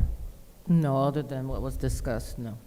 Okay, so then what we'll do is we will urge all of our colleagues, if there is anything that you would like to see have happened with this, if we could get a list to Clerk Donahue, if we could compile that and you can get specifics and get that sent to the administration, because what we don't want to do is discuss something every week and they've not been given clear direction or communication from the council of what we're expecting now that we've passed this. So I want to make sure that we give them clear direction on what we're expecting since it has been passed, and then that way we can track some actual progress because they have a clear indication of what they should be doing. Alrighty. I guess with that said, discussion item 250374-T is closed. Moving on to discussion item, 250375-T, which is discussion item City of Flint Comprehensive Plan, a discussion item as requested by Council President Lewis in order to discuss the city's comprehensive plan, including a memorandum of understanding between the City of Flint, the City of Flint Planning Commission, and the Flint City Council. We'll start at 15 minutes for this one as well. Is there anyone who would like the floor for this discussion item? Madam Chair. Councilwoman in the second ward. So I received a letter from Robert Wesley, and it was stating that in order to have the city's comprehensive plan updated, it involves finalizing and signing off on the memorandum of understanding to create the planning process steering committee. And they say that a draft was presented to council based off of our feedback. It was amended, and they still haven't heard from us. So they're trying to get this MOU passed. They don't know what's the holdup. So I see that although we had it on our agenda, no one is here from administration to talk about it. So Madam Chair, do you have any information about this MOU for the comprehensive plan? Thank you. I actually didn't even know that this discussion item was going to be on here. Otherwise, I could have been properly prepared with whatever may be needed. I think what we have to do here, Madam Clerk, same thing. believe at one point, and correct me if I'm wrong, Madam Clerk, they might have already sent the MOU at one point. We discussed it maybe last year. I think it's been about a year, if I'm correct, Madam Clerk. Just doing a quick research, and I'm not sure if you actually adopted a resolution, but there was a resolution presented for your consideration, I believe, back in January. And then that plan is also a part of the budget adoption process. So I believe, I'm just looking at the resolution, that memorandum of understanding was included in that resolution. So what I'll do is check tomorrow and see if we have the adopted version, and then forward it to everyone. Perfect. But yeah, it was something from like January.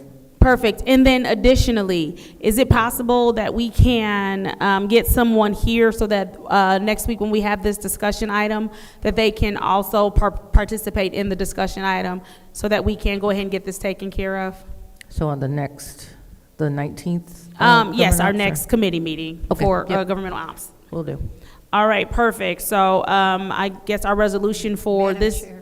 I'm sorry, go ahead, Councilwoman Priestley. I just want to state that we do need to update our comprehensive plan because there's several things that the city is lacking that precludes us from getting, like money from MEDC so that we can encourage investment in the city. And the comprehensive plan is definitely one piece of that as well as some others. But that is one that we really need to address, and I don't think that this was passed during our stalemate.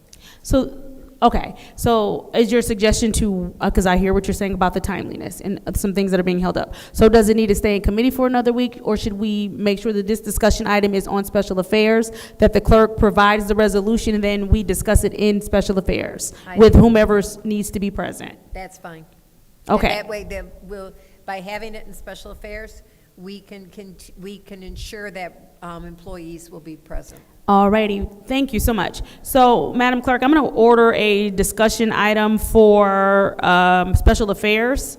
And if we could make sure that all of those pertinent to this particular item is, we can make sure that they are present and available. I'm also not sure, Madam Clerk, if there is a resolution or something that we need to go along with that. Yeah, I think it was something that you'd already adopted, so I'll just make sure you have copies of that. We'll make sure we have a copy of that? Okay. Correct. And then after that, once we have a copy of that resolution, is there anything that needs to be put on the special affairs agenda as far as another resolution? Or since we've already adopted it, what actions will we need to take from there? I'm not sure. I guess I would have to, the letter from the Planning Commission to see what it is that they are expecting on their end. Okay, And we'll go Councilwoman from there. Priestley, do you know? I don't recall. I'm just going to take the clerk's word for I think it was it. just stalemate, 4 and 4 and 4 and 4 and 4 and 4, and we did not. So what adopt we'll do is, if there is something that we need to adopt, we'll put that on special affairs as well, because we'll have that discussion item, and so council will have an opportunity to discuss and then vote as, or ask questions as they need to ask and vote however they feel they need to vote from there. Okay, if you didn't, I will get with the administration to see if we can go with the one that they had presented before. Okay. Okay, Councilman in the 9th Ward. So were we, I don't remember, and it just could be my faulty memory at this point. Were we presented the updated comprehensive plan in full? We were, and I think at the time you might not have been in agreement. I think you might have had further questions. I'm not quite sure. But what we can do is have Madam Clerk send all of that information to us so that we have an opportunity by Monday to kind of look over it and have any questions that we may have for any staff that are pertinent to the discussion. So also, if there is a plan provided, Madam Clerk, will you please make sure we have that as well? Thank you so much. Is there anything else on this discussion item? All right, so then our resolution to 250375-T is that I am ordering a discussion item for special affairs. In the meantime, our clerk will provide us with all information that was provided for us in the past. We'll have anyone that needs to be present for the discussion during special affairs, and we'll be able to move forward from there. With that said, I will go ahead and close out this discussion item as well. There's been a motion to adjourn by the councilwoman in the 4th Ward. Is there support? I'll support it. Been moved and properly supported. Roll call. Madam Clerk.